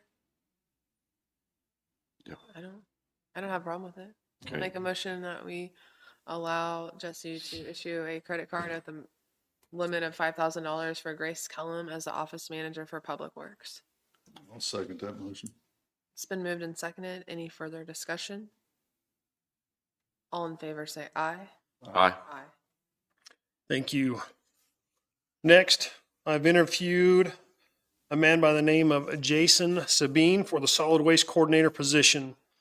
I'd like to hire him at the pay rate of 11G, which is 23.1536 an hour, due to going through the pre-employment drug screening and fit test. Okay. It's the solid waste coordinator. I'll make a motion. We hired Jason Saban as the solid waste coordinator, hiring him at a pay rate of 11G, 23.1536 per hour pending pre-employment drug screening. Second that motion And fit test. and fit test. It's been moved and seconded. Any further discussion? All in favor, say aye. Aye. Thank you. I think I brought this up a meeting or two ago about expanding our landfill. I've discussed with Terragon to get us a cost of what it's going to take to help get permits moving forward with KDHE to expand our landfill to the east and the hayfield that we have over there. Tony said he would get back with me and let me know what that's going to take to get things moving forward so we can expand over to the east and the hayfield over there. So that'll be coming here in a future date. Okay. I have, just for way of information, we do have our quality checks back on our perimeter berm. And so I'm going to send through the bill for our excavation company that came in to build our perimeter berm. The cost of that was $66,022, and that'll be paid through with our ARPA funds. So that'll be coming through. Okay.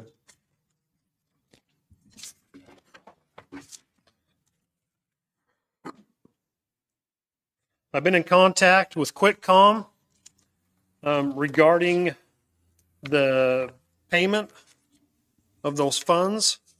I did email them back, and I've also had several phone conversations.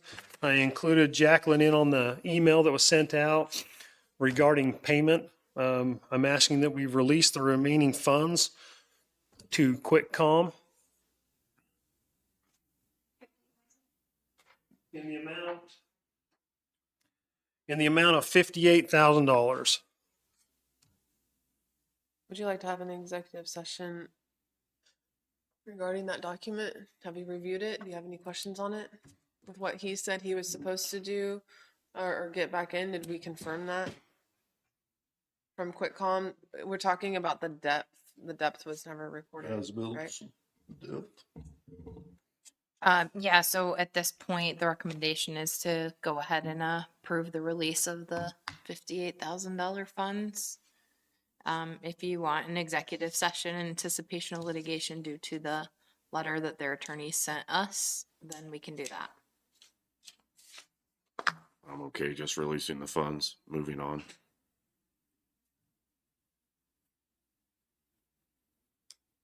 I'm fine with that. What about you, I'm Jim? okay with it. I'll make the motion that we release the QuickCom funds in the amount of 58,000, completing our contract. I'll second. It's been moved and seconded. Any further discussion? All in favor, say aye. Aye. Aye.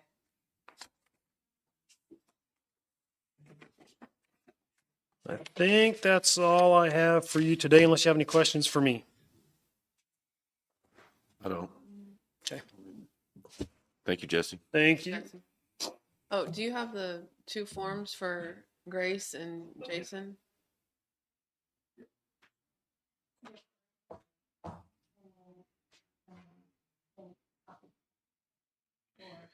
All right, I'll move, we go into executive session for 5 minutes for attorney-client privilege for pending litigation, KSA 754319 B2, 5 minutes returning at 11:15 in the Commissioner's Annex Room with the Commissioners and the attorney. That's my motion. Chastity? Chastity, yeah, that's fine. I'll second it. That. It's been moved and seconded. Any further discussion? All in favor say aye. Aye.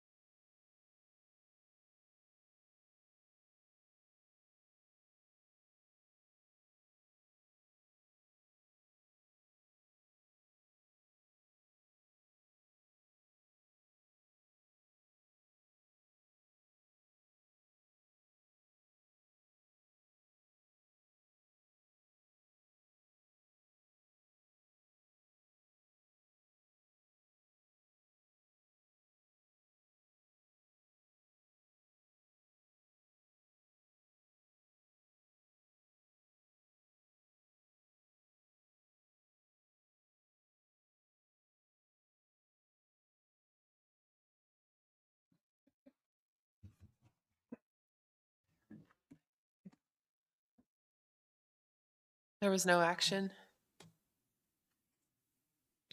I'll make a motion. We go into executive session for 5 minutes for attorney-client privilege pending litigation with the commissioner's clerk and the county attorney. 754319B2, returning at 11:20 in the commissioner's annex room. I'll second it. All in favor, say aye. Aye. Aye.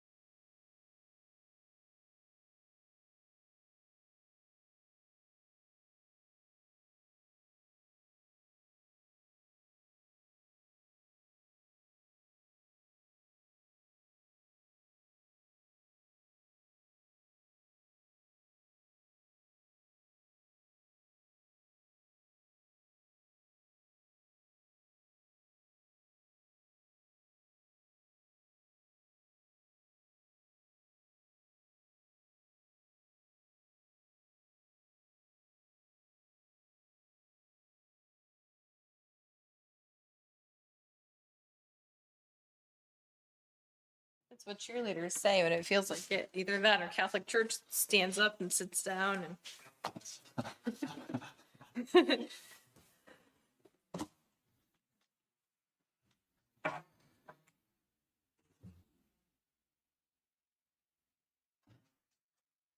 There was no action. I make a motion. We go into executive session for 5 minutes or attorney-client privilege pending litigation 754319B2 with the commissioners, the clerk, and the county attorney, returning at 11:26 in the Commissioner's Annex Room. Second it. All in favor, say aye. Aye.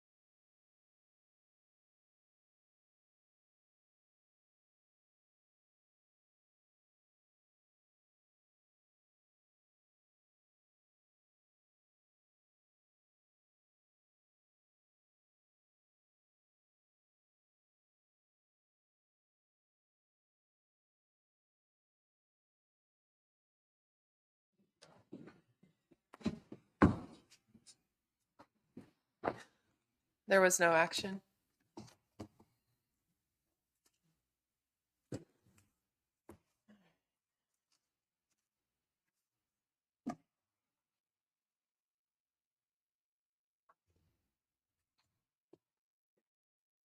You about ready for handbook or you want to wait?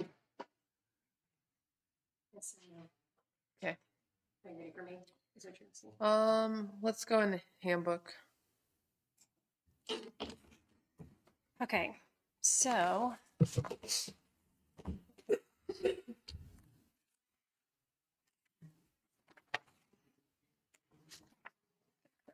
Here.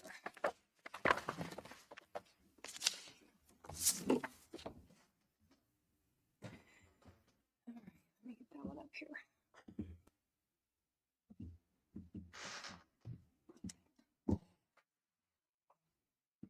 I believe I sent to you the most updated handbook.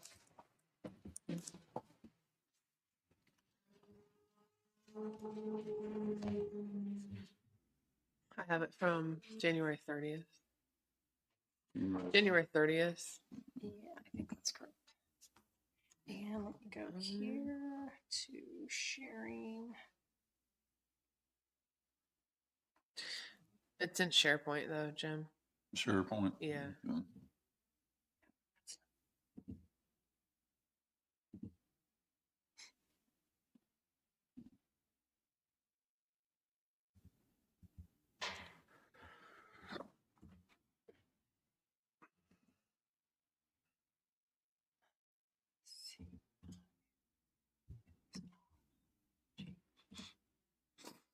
Where at in SharePoint? Should be under. It's not under the meetings. The 2021 Linn County Employee Handbook final. I don't know if that's what it's called. I don't think that's what that's called. Hold on a second. Okay. Sorry. No, you're good. I'm just trying to figure out, make sure I'm getting what I want to come up. I go to SharePoint. It's going to have to be, hold on, I got to stop sharing for just a second. What is it for you, Allie? Allie asked, because it's take me a minute to go into SharePoint because I got a multi-authentication. Maybe not. Maybe it's going to let me go. I was gonna say, I only have the, like what Jason's saying is the 2021 in SharePoint. I had the email from you on the 30th. Oh, is that how it said you uploaded it, but I'm not seeing it. Okay, well, It's probably there. Let me. No, it may not be. I don't think the 2021 is right.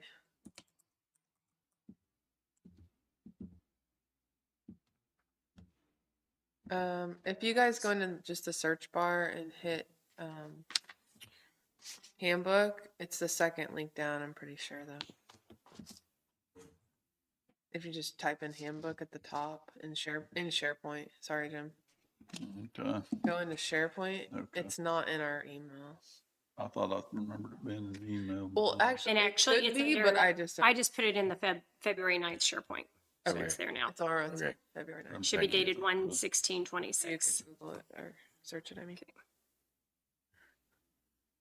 Okay. Now let me get, where am I going to share this at? Is this going to let me get out of here?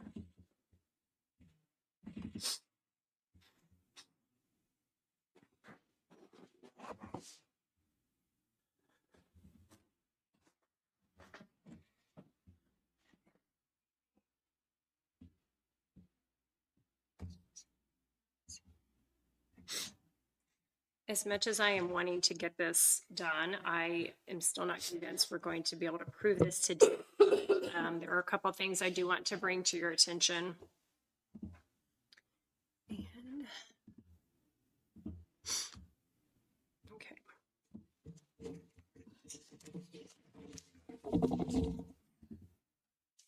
So if if you can scroll to page, I think it's page 20, where it talks about sick leave.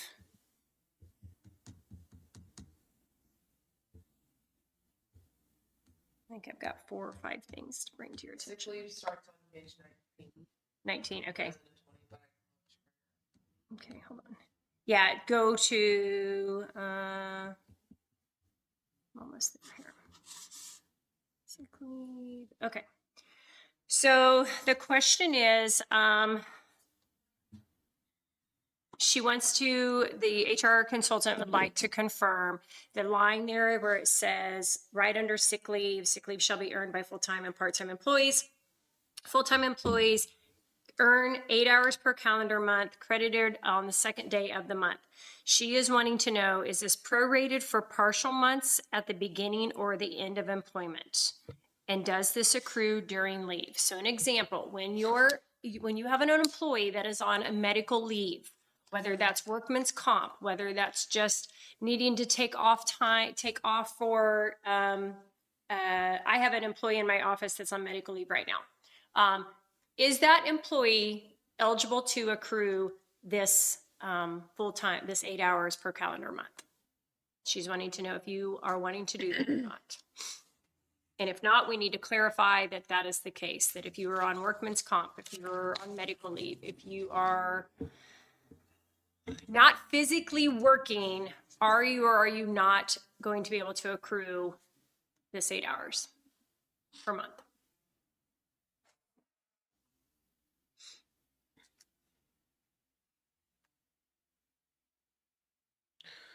Thoughts?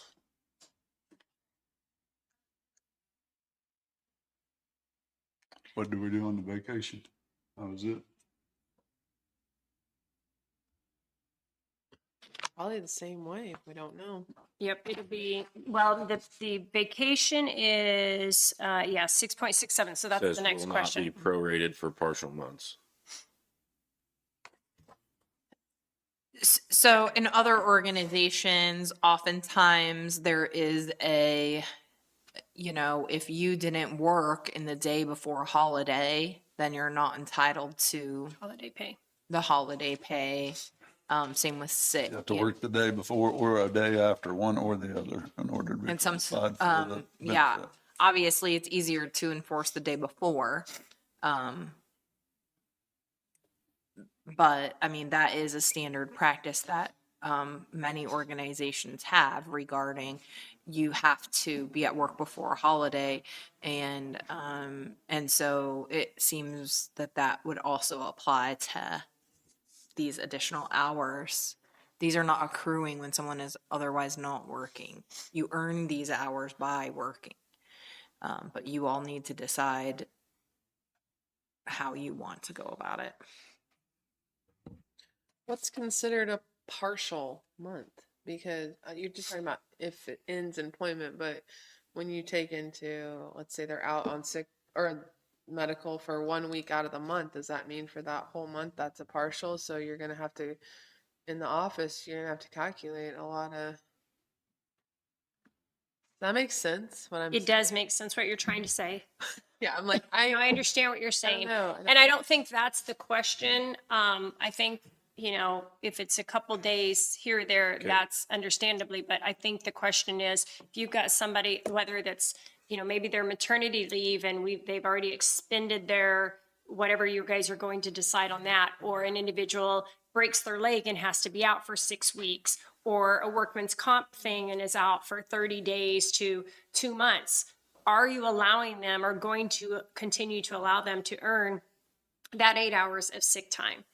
Her question is this: if you have, for an example, if you have an individual that may or may not be on workman's comp, and that is the only way they're getting paid is by these accruing 8 hours, should they get that accrual of those 8 hours because they're not physically working?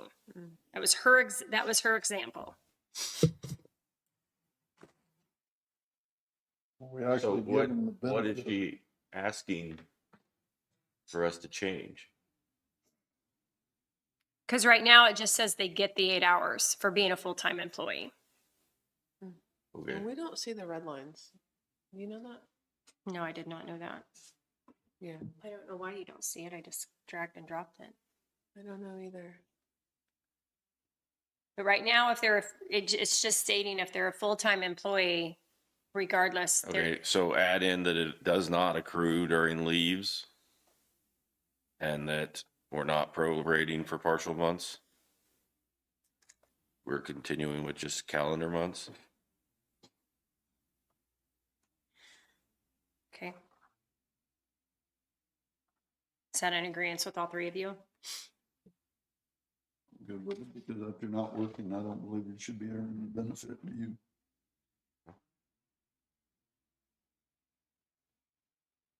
I'm good with that.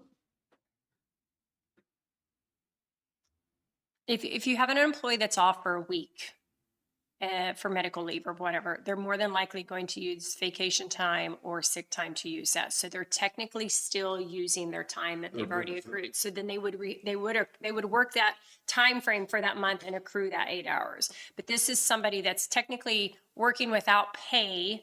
And I think she's just confirming that you do not want to continue to allow them to earn that 8 hours without receiving that pay, Correct. quote unquote. Okay.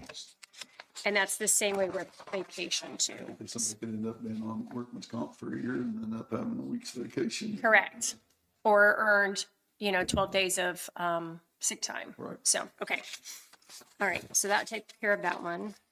The next one, if you'll scroll to parental leave, which is 7.4. Since your guys' looks different than mine, I apologize that. It's Okay. roughly page 23. So we would need to discuss this. Amanda Snyder came in, I believe it was last week or maybe the week before, and shared her thoughts in regards to the parental leave. My HR consultant is stating that she is not finding that this is a requirement under Kansas law for local governments to provide this time. You can choose to voluntarily offer this, but it is not required. The government does have an executive order for state employees, but we are not considered a state employee. I would agree with that. I don't think that there was anything. I think we were just going off of what. No, go ahead. Say something? I will, but Go ahead. You're fine. So even though it's not state mandated for the municipality to provide it, you all need to decide about acquisition and retention policies. And this is one of the things that influences acquisition and retention of employees. So this is one of those things that while you're not obliged to provide it by state statute, you should consider whether you want to provide it in terms of acquisition and retention of employees. I would be in favor of 6 weeks for the primary caregiver and 2 weeks for the secondary caregiver. I do believe also, I just want to include that the employee has to be employed for a year prior to being eligible for this. So, Jason, I'm sorry, what was your, for the secondary? 2, 2 weeks. 6 and 2.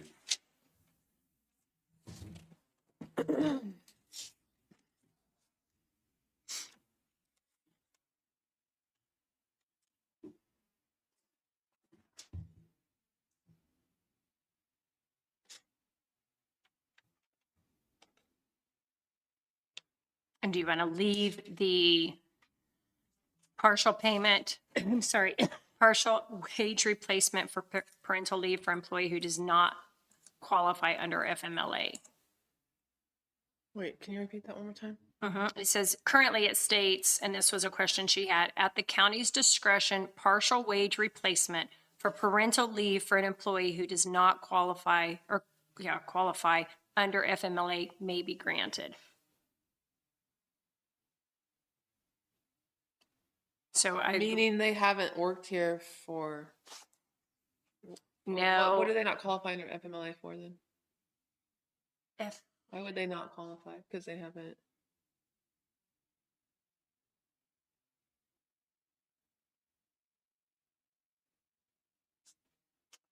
I'm not sure on that. I don't know. I don't know how that's been something that was there prior to her making this change. I mean, it was at the county's discretion parental leave for employee who does not qualify under FMLA. Jacqueline, can you confirm FLMA is a form of a short-term disability or a short-term? I know it's a Where are we at Federal right now, Medical Leave Jason? Act, but Huh? What do we have right now? 3 weeks 3 and and 1.5. 1.5, so you just want to double. Double it on the one side. Yeah, just 2 days on the second side. That's all I'm asking for. and that's with pay or without pay? Because it just says Linn County will grant the preliminary or primary caregiver 3 weeks. Oh, of wage replacement. Sorry, they Yep. did include that. Yep. Well, I feel that we're kind of on tight budget anyway right now, and I think we ought to stay where we're at myself right now. We're given more holidays than a lot of counties are around us, and I think we're good where we're at. Yeah, FMLA doesn't require payment. It's just a job security thing that you don't lose your job if you have a medical reason to be off of work.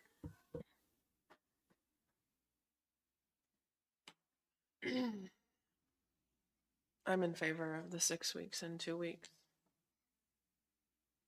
I think that it's going to be a great incentive for young families to move back to the area and With minimal cost and because they're already employed here. So they're already a part of the work hard budget. here. And I think that But also FMLA, you have to work for the company for a year before you're eligible as well. So you do have that protection. Right.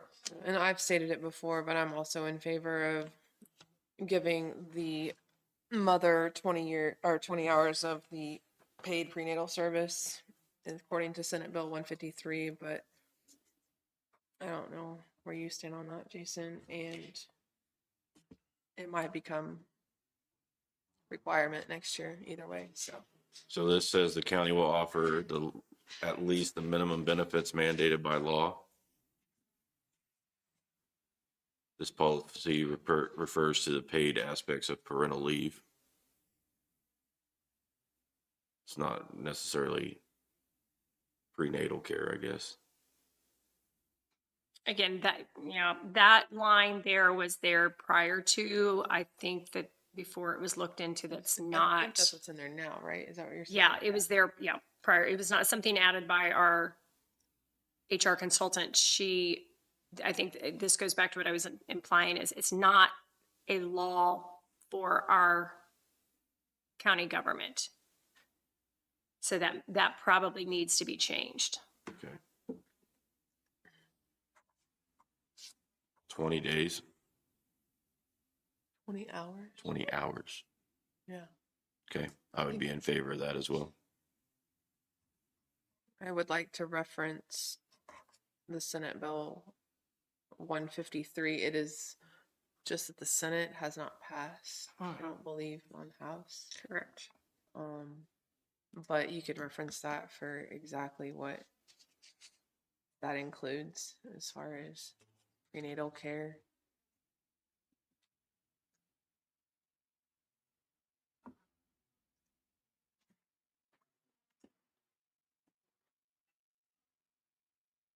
So just for clarification, Jason and Ally are wanting the 6 weeks for the primary, 2 weeks for the secondary. Jim is wanting to stay where you're currently at. Do I need a motion for that to make that change? Or just I think consensus at this Okay, point, that's and then, okay, right? Yeah, because you're ultimately going to make a motion to approve. okay. Handbook in handbook. general. Okay. Following up with lactation accommodation, again, Amanda brought this to your attention. This was not in the handbook directly prior to it, from what I'm understanding. Maybe it was. It's not read it out on mine, but it's all highlighted. That's what's weird. Okay. Again, it just says at the FLSA does not require break time for expressing breast milk to be paid unless it is otherwise required by federal law. What we do have to require is a refrigerator and a space that can be locked and a sign on the door that states that they have some privacy. So, Yeah, and is that required? I've just had a comment from someone that worked for us. Is that a requirement in all buildings, or do we have to have one building to provide the lactation room? Is that a legal? I don't know why you wouldn't want it in all buildings, because then you're gonna just have an employee that's taking more time away from their office to go to a different building Well, to my provide. question would just be, do we have that according to What, is law? there a Senate bill that you want me to look up? It was in our handbook, so I just thought it would have already been referenced. It was called the FLSA. It didn't have an actual bill number with it.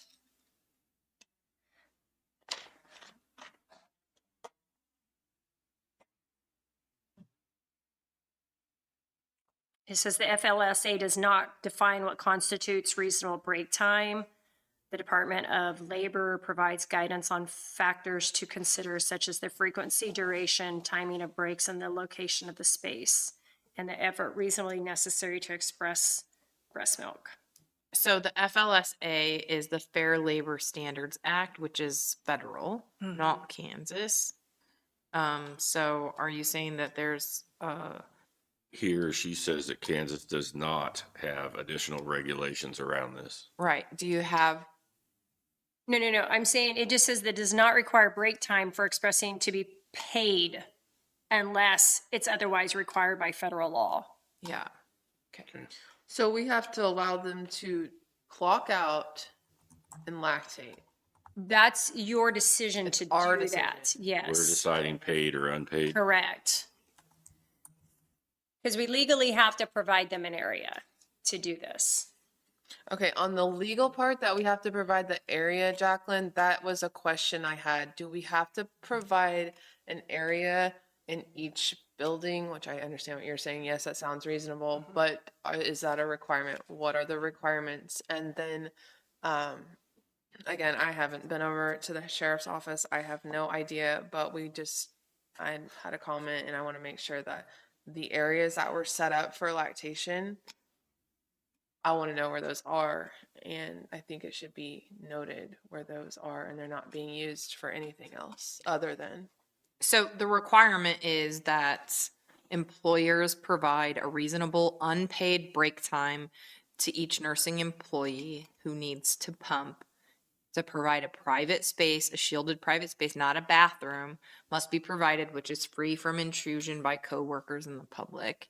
So it would not be a requirement that every single building in the county has to have such a space. But like she's saying, this is unpaid time, that sort of a thing. So a vacant office or something could be, We have a suitable. room in the sheriff's office. I'm sure James will email or text me, but So the question is, do you want this to be an unpaid or an unpaid time frame? Do you want your employees to clock out or stay clocked in to do these reasonable breaks for up to 1 year following the child's birth? Do you pay them for their cigarette breaks, their smoke Yes, breaks we and do. stuff? I think, Get 2 breaks in the day's time, right? yeah, if you are providing paid breaks under other circumstances, then you ought to consider whether you want to be consistent in providing paid breaks in these circumstances. If they have a limit to the number of paid breaks they have, then that just should be specified so that it's not one group of people that's receiving more paid breaks than another group of people. Okay. I Go with paid and up to 2. I would like to just get maybe an opinion on that, up to 2. Maybe get Amanda's opinion on that, or do you know what I'm saying? I mean, I think that, as it pertains to pumping, depends on where a person Yeah. is in their life of their child, right? Because it could be an every 2 hour thing, an every 4 hour thing, an every 6 hour thing. So it's really dependent upon where that mama is in the age of her baby or babies, if she had multiples, that sort of a thing. But if you all do not provide multiple paid breaks for other classes of people, then it's reasonable that you wouldn't provide multiple paid breaks for another class of people. But if you are providing paid breaks for a certain class of people, i.e. folks that need cigarette breaks or smoke breaks or whatever, you ought to consider whether you wish to be consistent with that. I think they should be paid, and I think it should be within the mother's discretion on when she needs to pump. However, I think if it becomes an issue, their supervisor should be the one that. I mean, the issue is just that if you put within discretion, there's no real enforceability mechanism with that. So,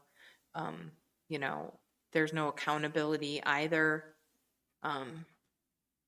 So it would be best for you to have some type of accountability mechanism, either based on their pediatrician or doctor's recommendation or a certain set number per day, absent, a specific written request for more, because otherwise if you just have a blanket at the mother's discretion, how does any supervisor know what to expect of that employee?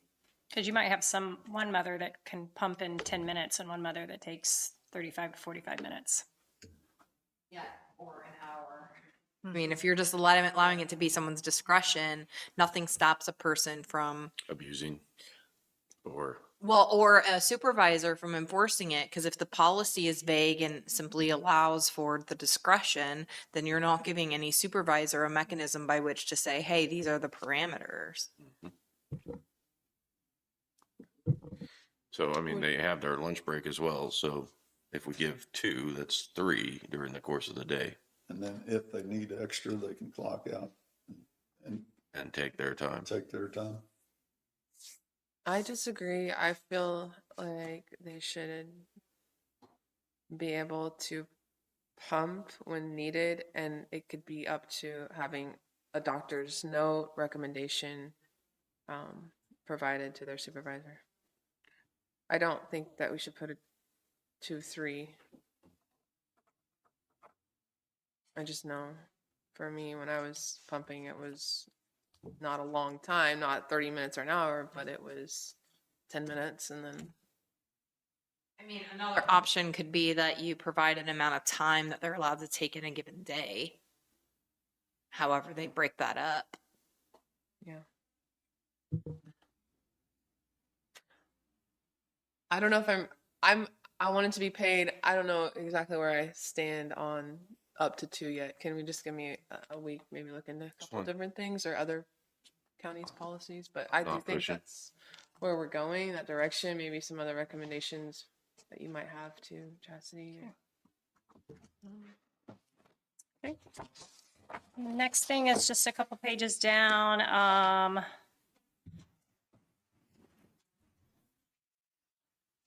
Let's just read my comment here. Okay, so on page, I believe it's 26, sick leave without pay. So technically it'd be to page 20, yeah, 26 there. Leave without pay. So reading all of that, the 2 HR consultants that I've been working with, questions are this, or their comments are. She wants to confirm this is your intent, okay? She says, this is really generous and not something we usually see other than as an ADA accommodation. And this is leave without pay is available for employees who do not have leave balances. And okay, so in other words, I'll just let you kind of read through that real quick, and then you can kind of give me your 2 cents there.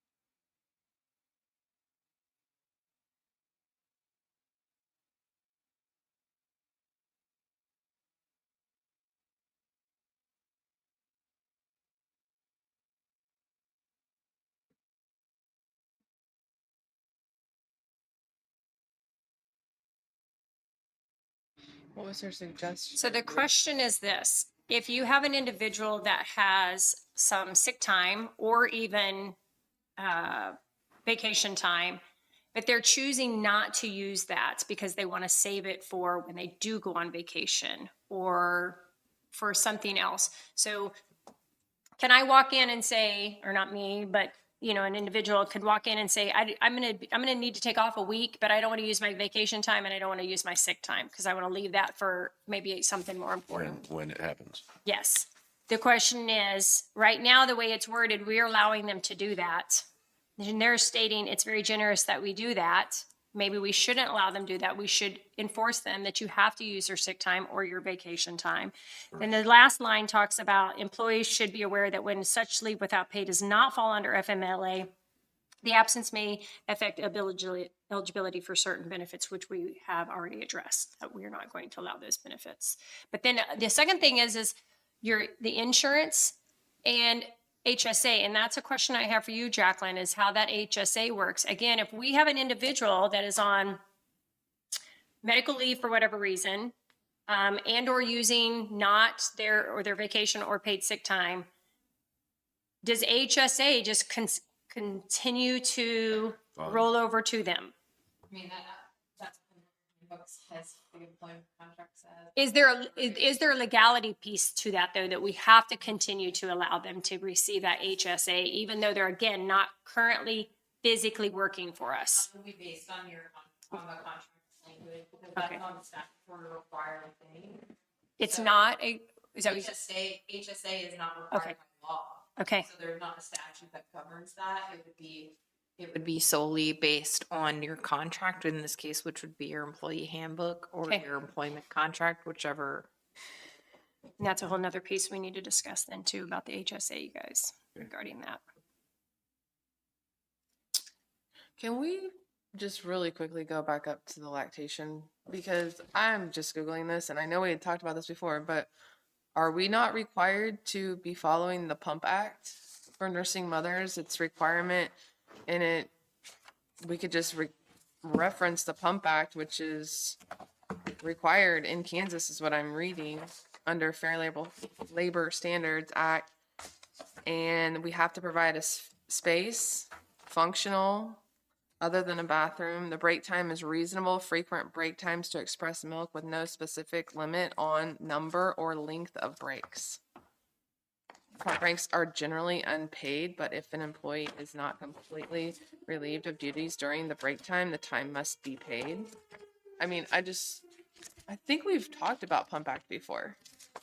So that is what we were kind of getting at, is that it doesn't have to be paid. So that's why we're talking about the number of, they can have as many breaks as they want for the frequency and time that they want, but you all can decide the extent to which those are paid. But we were just putting a limit on it. We were just discussing the limit of breaks. Of the limit of For paid break. Paid breaks. So, but we can reference Pump Act for all the other, I would like. Okay. They could have as long as a break that they wanted past the two, but it was just unpaid. Not paid, okay. So that's what you're One looking. year, I'll read through this a little bit Okay. more, but I just wanted to make sure we were following Pump Act at least. Okay. In every other business that I'm involved in, back to the leave without pay, you have to extinguish your balances before you're able to take leave without pay. You can't take leave without pay first until you extinguish your vacation, your sick leave. Correct. That's what I think it should be. too. And that's based off the fact of we don't want to be in the position where they essentially, yeah, and then turn around and have saved up sick and vacation time and then they quit and we have to pay that out. When we gave them the time off and it is a full-time job. Correct. That's the rationale behind it, Ally. Okay. Okay with that. So we need to fix that wording then. That says we want them to extinguish those balances before that leave without pay, which then also brings me to the HSA aspect of things. Okay. So I don't know that HSA is mentioned in our handbook. I don't remember seeing that. but that was something that was brought to my attention last week in regards to that. That again, if an individual is, and I do want clarity on this, if an individual is on workman's comp, do they receive HSA? If they are not on work, like if they're gone for medical leave that's not workman's comp, should they receive HSA? Again, if they're not physically working, do they receive that benefit? And is there a time frame in there that they have to work in the month's time frame? They receive the HSA the first of the month.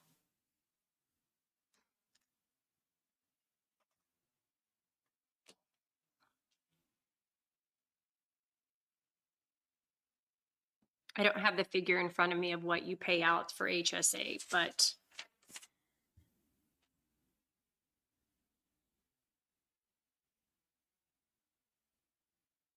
and if you have an employee that is using their sick time and or vacation time, they am clarifying that they should be able to receive their HSA because they're using their time as if they were here to receive that, but it's those that are not here.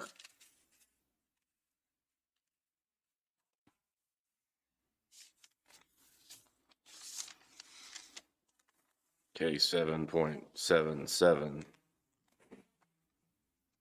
says during FMLA leave, eligible employees are entitled to continue their health plan coverage under the same conditions as if they had been continued to work. That's how you currently have it worded, yes. Do you want to leave it that way?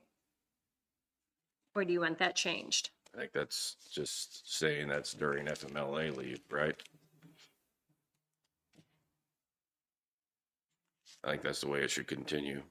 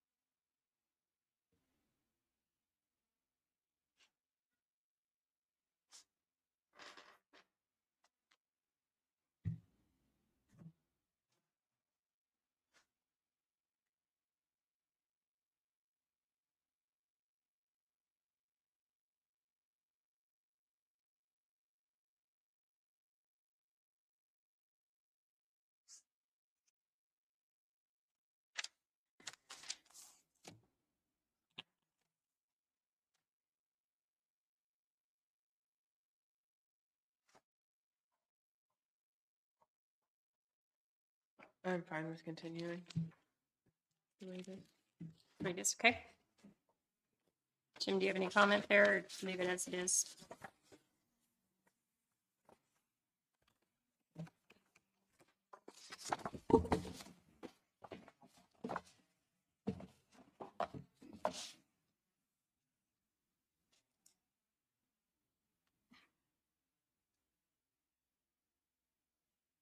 Do you want to put like a max on it? What's the max? Is there a year max?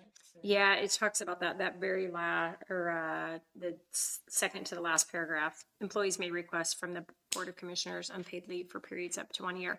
I think that's implying like if somebody needed to take a form of a sabbatical of some sort for some reason, then they could come in and ask you or their department head. And then at that time, we could say the HSA benefits would end. Subside, yes. It would be our choice then. So I mean, they're still going to have to come. Sure. They're still Has to notify. Still gotta come if they're So gonna when get that. it arises, you're going to be presented with it. Just take care of it on an as-needed basis. Okay. All right, my next page is 34, I believe it is, and I think this is the last one. And this is the administrative leave. Is that right? No, I'm sorry, the civil leave. The biggest thing I want to just make sure is that we want the verbiage to state that if they are called, not a decision on their own, right? I think we talked about that, correct? So it says employees shall be given necessary time off without loss of pay when they are called on to perform emergency civilian duty. Trying to make this a little bigger, Jason, sorry. I'm not either. Okay, sorry. Well, and then at some point, maybe. It's okay. I just want to be able to. Yeah, I'm gonna ask her why you guys aren't seeing that. And I'll try to email that to see if that will help you see that. So that we added the word called in there, okay? Because again, you didn't want one of your employees to come in and say, hey, I'm gonna head to back when the Joplin tornado took place, but I'm doing it on my own free will, and then the county still pay for them. That's the way you guys shared that the last time. The question is, do we want to include that this must be done through fire chief and Linn County Emergency Management Coordinator and or sheriff? That they would come to you and say, we've been called and asked, for so many employees to come and assist with whatever. Are you okay with leaving it in this broad?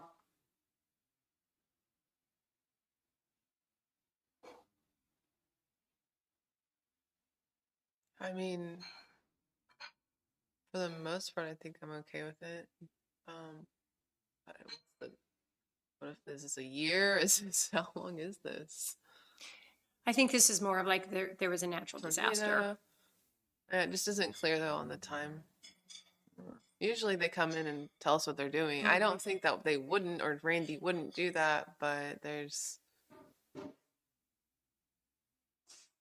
also times where an emergency happened tonight. We're not going to see him till next week. Right. So.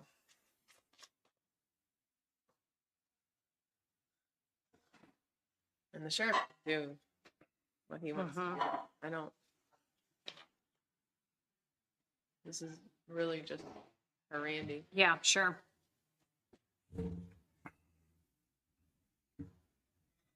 They just want to confirm you want this to be a paid. They would continue to receive pay from the county if they're going to help assist somewhere else. That's a question they'd like to know. Is that standard practice?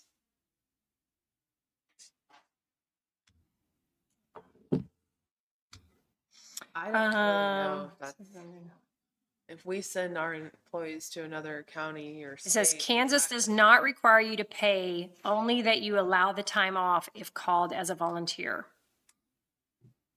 You may have fewer people choose to volunteer on their own if they know it's an unpaid calling. So again, I think back to when the Joplin tornado took place, I think we had some volunteer firefighters that went down there. I don't think they were paid on the county's time. I'm just saying, I know that we had some go down there back then when that took place. So that would be on a volunteer contingency without pay here through the county. I think we need to clarify though that it's going to be paid or not paid. So the way this is reading, it's stating that they would be paid if they are called on. I wouldn't mind. I don't think that it's not needed, but unpaid unless it's addressed by the Board of County Commissioners. They could apply to have it be covered, to be paid. Yeah. I think that you also need to decide whether you want to treat it like FMLA leave, where they're allowed to go without the risk of being fired. That could be specified, and also whether or not you're going to allow it to be paid, or if you want it to be a circumstance where it's BOCC approval or supervisor approval or the elected official approval.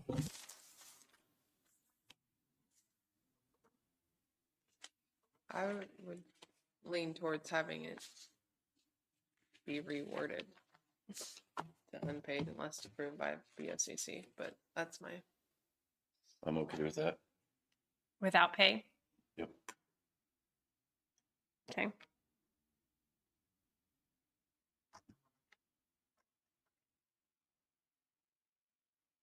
And then do you want anything added in there of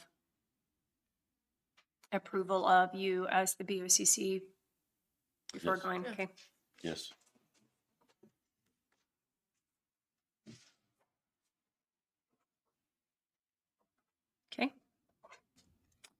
Okay.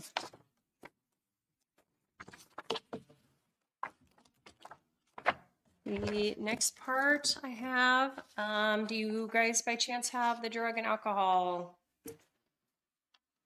testing policy? If not, I will send that. I will shoot that to you right now. I just have 8.8 policy. Okay. but- Let me send this to you right now.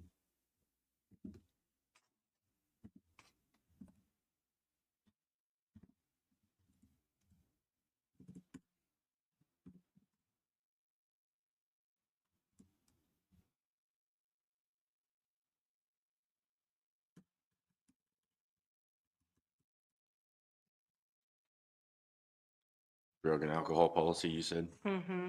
Okay, I've got it pulled up.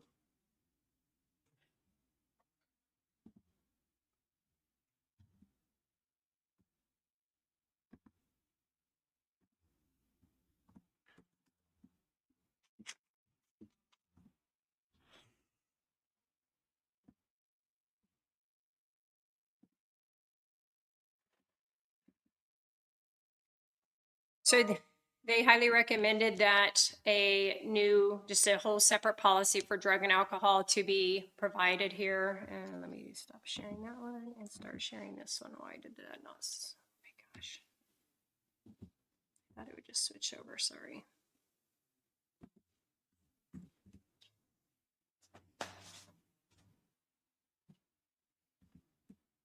I'm fine with it saying see attached drug and alcohol policy. Okay. I'm reading through the one that you just emailed right now. Yeah, I just sent the It's drug and alcohol policy. pretty long. I can read Mhm. through it and then Yep. discuss it. It just gives it a little more detail in regards to that. And I will inform you that we are working with CHC to take over all of our drug and alcohol policy or testing, that we are not going to do any of it in-house anymore moving forward, mainly because it costs us more to do it in-house than it does to send it, for them having our employees go to CHC. So we have to pay for the drug test and then turn around and pay for the report. And so at CHC, they do it, they run it right then, and then they turn around and submit it to us for. What do we do assessment. after hours? Up until 7 p.m. I mean, the CHC is open till 7 p.m., 7 days a week now. And then after that, they would go to an emergency room. Mhm. So, Where is it, there's qualified emergency rooms, so sometimes you get into that you can't, I mean, we used to, at work, there'd be certain places you couldn't go. couldn't go to. I will look into that because I'm not aware of that. I would figure our closest emergency room. I need to check to see. I know Fort Sky has an urgent center. We couldn't head to Kansas City. Right. There are certain places. So I will look into that, the urgent center in, urgent care place in Fort Scott to see if they do it. Sorry, that again? Might be one in Ottawa. Okay. Does Jesse still have to use that company then? Compliance. Yeah. See, that was his. That I will have to look into for the new hire part of that. I will look into that Yeah. because I do Because remember that that now was you his say that. question. Mm-hmm. I'll look into He that. had to have someone Mhm. in-house, I thought. Okay. And is he already paying for it? Jesse, I thought already paid. I think It comes out of his budget, so. correct. You could Mhm. do something different maybe, Mhm. but I don't know about Jesse. I'll look into that one because I remember that now you saying that. So if you get a second, if you'll take a look into that too, just because that is a separate document, that would be, attached with the handbook, but we felt it needed to be a completely separate document, so. And that's all I have about that, unless you guys have something else that you want me to look into other than what we just discussed. I don't. Going back up to the department head, I didn't hear from you on clerk. I have a couple things, yep. Sorry. Nope, you're good. The first thing I have is the Supreme Court of Kansas sent an email to me last week. Currently, this is in regards to the 6th District Judicial Nominating Commission. Todd Schneider is currently holding that position, and his position expires Monday of March of 2026.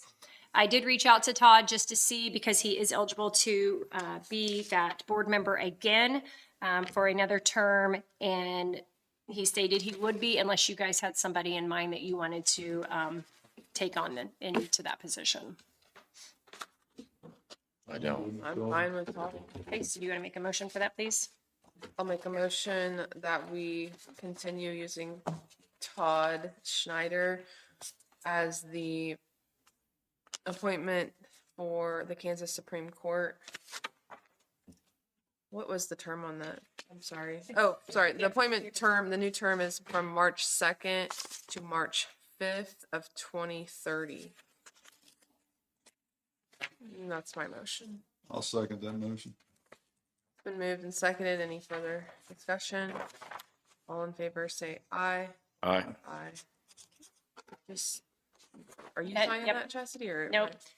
The second thing I have for you is Capers. Jim actually signed this for us before he removed from the chairpersons. However, for some reason, Capers did not receive this, and I can't do anything with Capers until that's been signed. So could have a signature for that. It is already motioned and approved back in December, but. And I think that's all I had today from myself. Did you have something You- you want to sign? Or? Do it. Chastity, you have one more in the clerk's office, non-elected personnel. Oh, an executive session for that. For job 5 minutes. performance. Yep. Mhm. Sorry, job. I was just asking, did you need Jay or Jim to sign something, or you're just moving Nope. forward with? Yeah. Capers? Okay. You want 10 minutes? Just 5. Five. I'll make a motion. We go into executive session for 5 minutes with clerk, commissioners, and the county attorney for non-elected personnel, 75-43-19B1. That's my motion. Returning at, sorry, 12:20 25. or 25. I'll second it. It's been moved and seconded. Any further discussion? All in favor, say aye. Aye. Aye.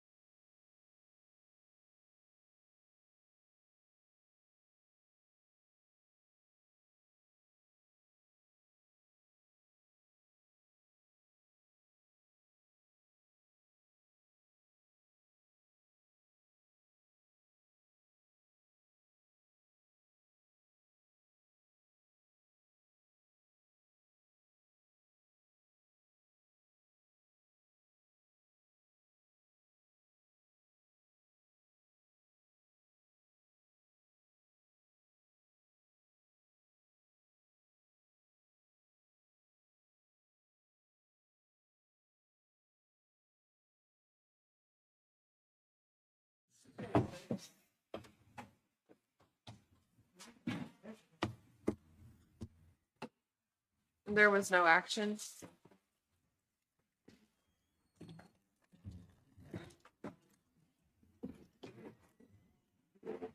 Chastity. Anything? Oh, yeah. Jacqueline, if you will want to speak up in regards to the email that I shared regarding the sink cases, the potential refunds, you mentioned you just wanted to bring them up to speed a little bit.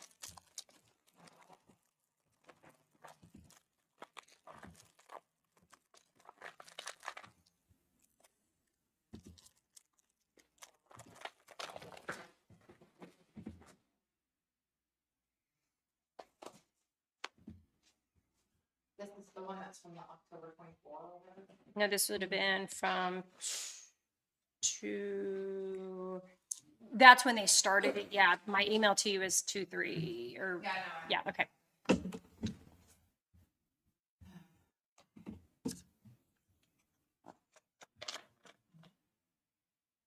Do you need some time to look at that while we move on? Yeah, I wanted it to just be put on the radar so that it could be added to an agenda in a couple of weeks. But this is Title 4E, Foster Care Legal Representation Cost Reimbursement. This is issued by the Kansas Department for Children and Families. This letter is dated September 18th, 2024. And so the court had actually reached out to us regarding the sink cases, the eligibility for cost reimbursement for court appearances and things like that. And so I'm not 100% sure what the district court was looking for from you all at this time. And so that's why we needed a little bit of time to look into it. I was just going to say, I don't think they wanted anything. I just think they wanted you to be aware there would be some funds coming in. And there are a few things that will need be taking place prior to that startup happening. But they wanted you to just be aware that this case was approved and funds will be coming eventually. It's a match from the state is the deal. So there'll be other monies incoming to, I guess, the court budget in regards to this Title 4E for the payments, if that makes sense. Do you want us to add it to the agenda or you want to move on? And you bring it up if we need it. Okay, sure. Is that okay? All right, unless you want it to go on a specific date. No, that's fine. All right, back into old business. I have Economic Development Board. I have everything left. Do you guys want to table that, or do you want to go ahead and talk about that today on the dismantling of Economic Development Board and e-community, I guess. We have nothing to do with e-community. I'm sorry. Well, we may not, but however, fine. It says e-community foundation minutes and your Economic Development Board is providing those minutes, so. Okay. I mean, part of the reason why I think it was re-added to this week was because we were hoping Jason could comment on the distinction between the board and the community and what is the agreement that the county has with either or both. Because if they're going to be dismantled, there's property, there's stuff that they have. So there was some confusion last week about which one was which because they have their meetings together, combined. Correct. That sort of thing. I think the last time we talked about it was when Jennifer was here, though. It was? I don't think we talked about it last week. We brought it up, the e-community. I think we brought just- that up last week. Okay. We didn't talk about it. So it's my understanding that the e-community board is its own entity, that it has nothing to do with the county or the county commissioners. And Jacqueline, I thought you were looking into the status of nonprofit and all of that. So did we get any answers on any of that? I haven't found any of the documents. Like I the, have to go back to. like the loans that we was involved in too, that's what we was talking about, what's our responsibility there? I think, Okay, What, do you know where those contracts are housed? I do not. For those loans, where they're For the housed. loans, for the agreements? I believe that's done all through Kansas Network or Or Network Kan- Kansas. So Janet, Janet Miller. okay, I think that you need to look into it a little bit more to see how we dismantle. I don't, I don't know what the process is. Has some property over at Pleasanton. no, E-Community, E-Community owns that? yes. Okay.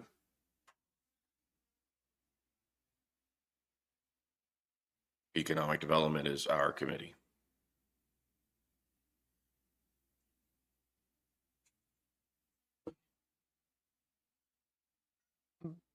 That is correct, but they're having the meetings under E-Community though. You understand that?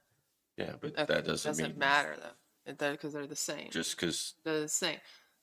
Okay. they're confused, just like we are.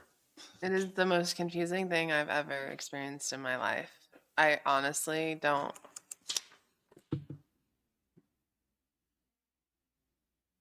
You want to dismantle Economic Development Committee?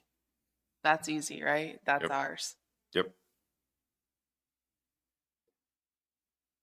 Economic Development Committee is yours, yes. E-Community is theirs, yeah. correct.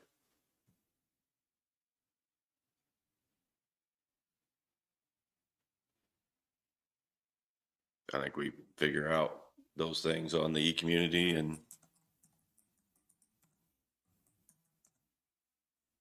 try to go from there.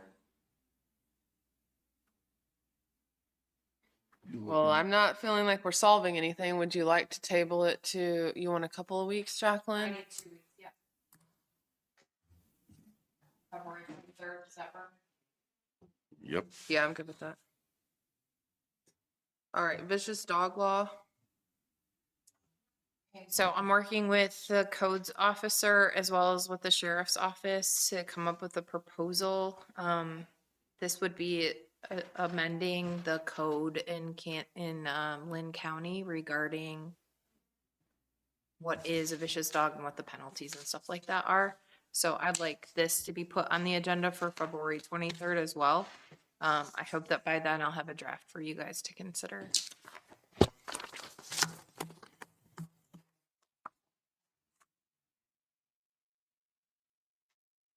Airport lot sale, lot split. That's me with Lisa Kelstadt with all of the hearings going on right now and BODA hearings. We've not been able to connect to work on that, but she has it on her agenda, as do I.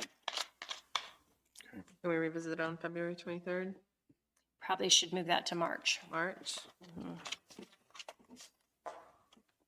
March 2nd? Let's go March 9th to give her a month to finish that stuff up. Southeast Said we need Kansas to- RPC invoice. okay.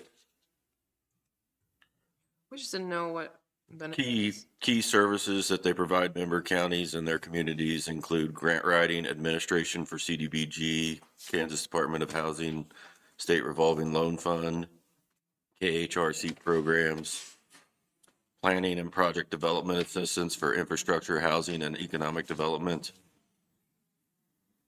revolving loan fund financing for qualified businesses creating or retaining jobs, and technical assistance at no cost for member counties and communities. So that's what we get for our $3,838.65. And how many times did we utilize them last year? Anybody know? Well, they took care of our ARPA funds, for Correct. one thing. They're the ones that keep us aligned so we don't get in the same situation another county did and held accountable for millions of dollars. But they also, right now, obviously, we don't have any grants that are going out, but if there's something to do with a KDOT grant or a roadway grant, anything like that, they will be the ones to assist with that.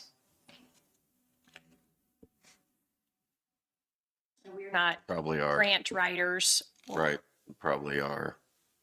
Just Courthouse. utilize them. They did in the past. I'm fine with it. I'm just Okay. sure other counties utilize them more than we do, but.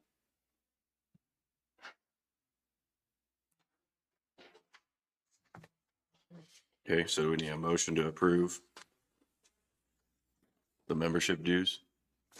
I'll make the motion that we approve the invoice for the SEK RPC membership dues in the amount of $3,838.65. I'll second. It's been moved and seconded. Any further discussion? All in favor, say aye. Aye. New business, onboarding, offboarding, and termination protocol. I don't think I need to sign that.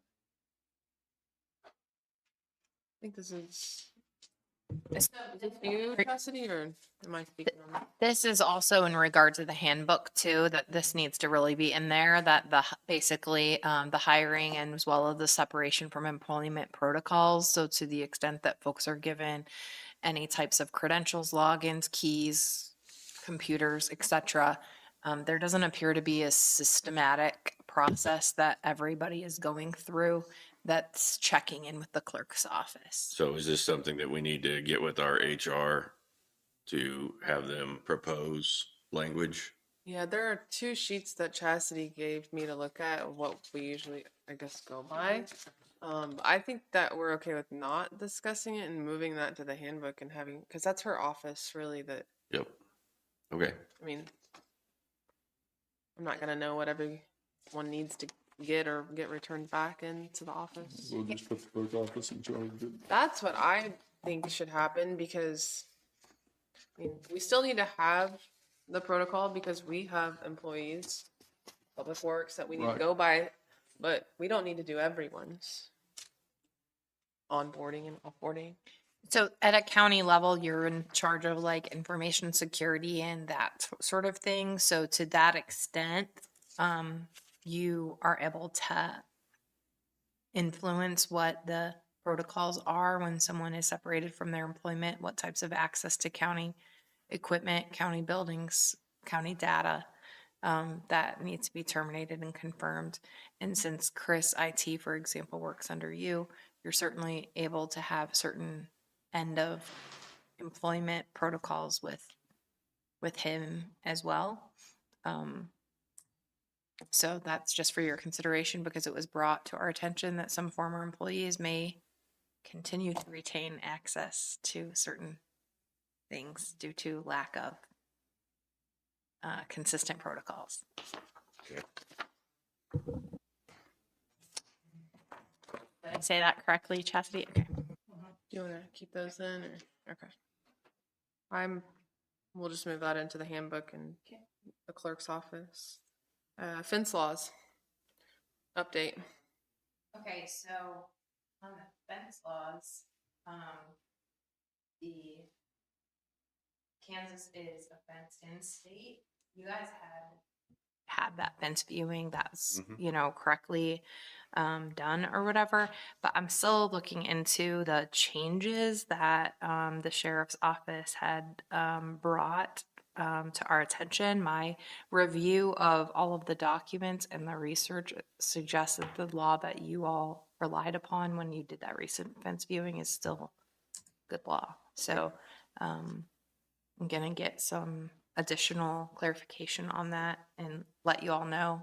So Allison, I'll let you know if it needs to be put back on there or not. Okay. I read through what the sheriff had sent out, but didn't know if we needed to make any changes. Looks like Mike Murray is not here today to speak. Did he? Okay.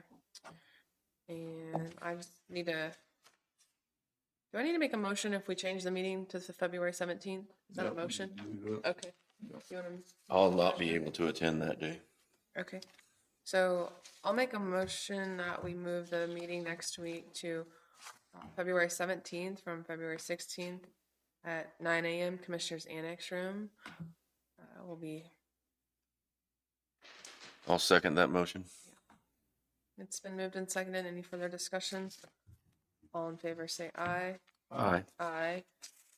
I'll make a motion that we table the handbook and vicious dog codes to February 23rd.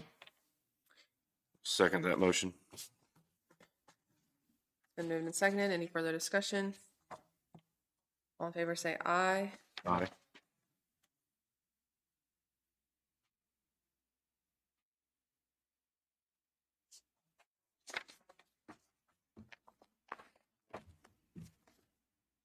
Make a motion, we move Economic Development Board and airport lot sale split to March 9th. That's my motion. I'll second it. It's been moved and seconded. All in favor, say aye. Aye. I don't have anything else. Do you guys have anything? I don't. Make a motion, we adjourn. I'll second it. All in favor, say aye. Aye. Aye. If you want to say something?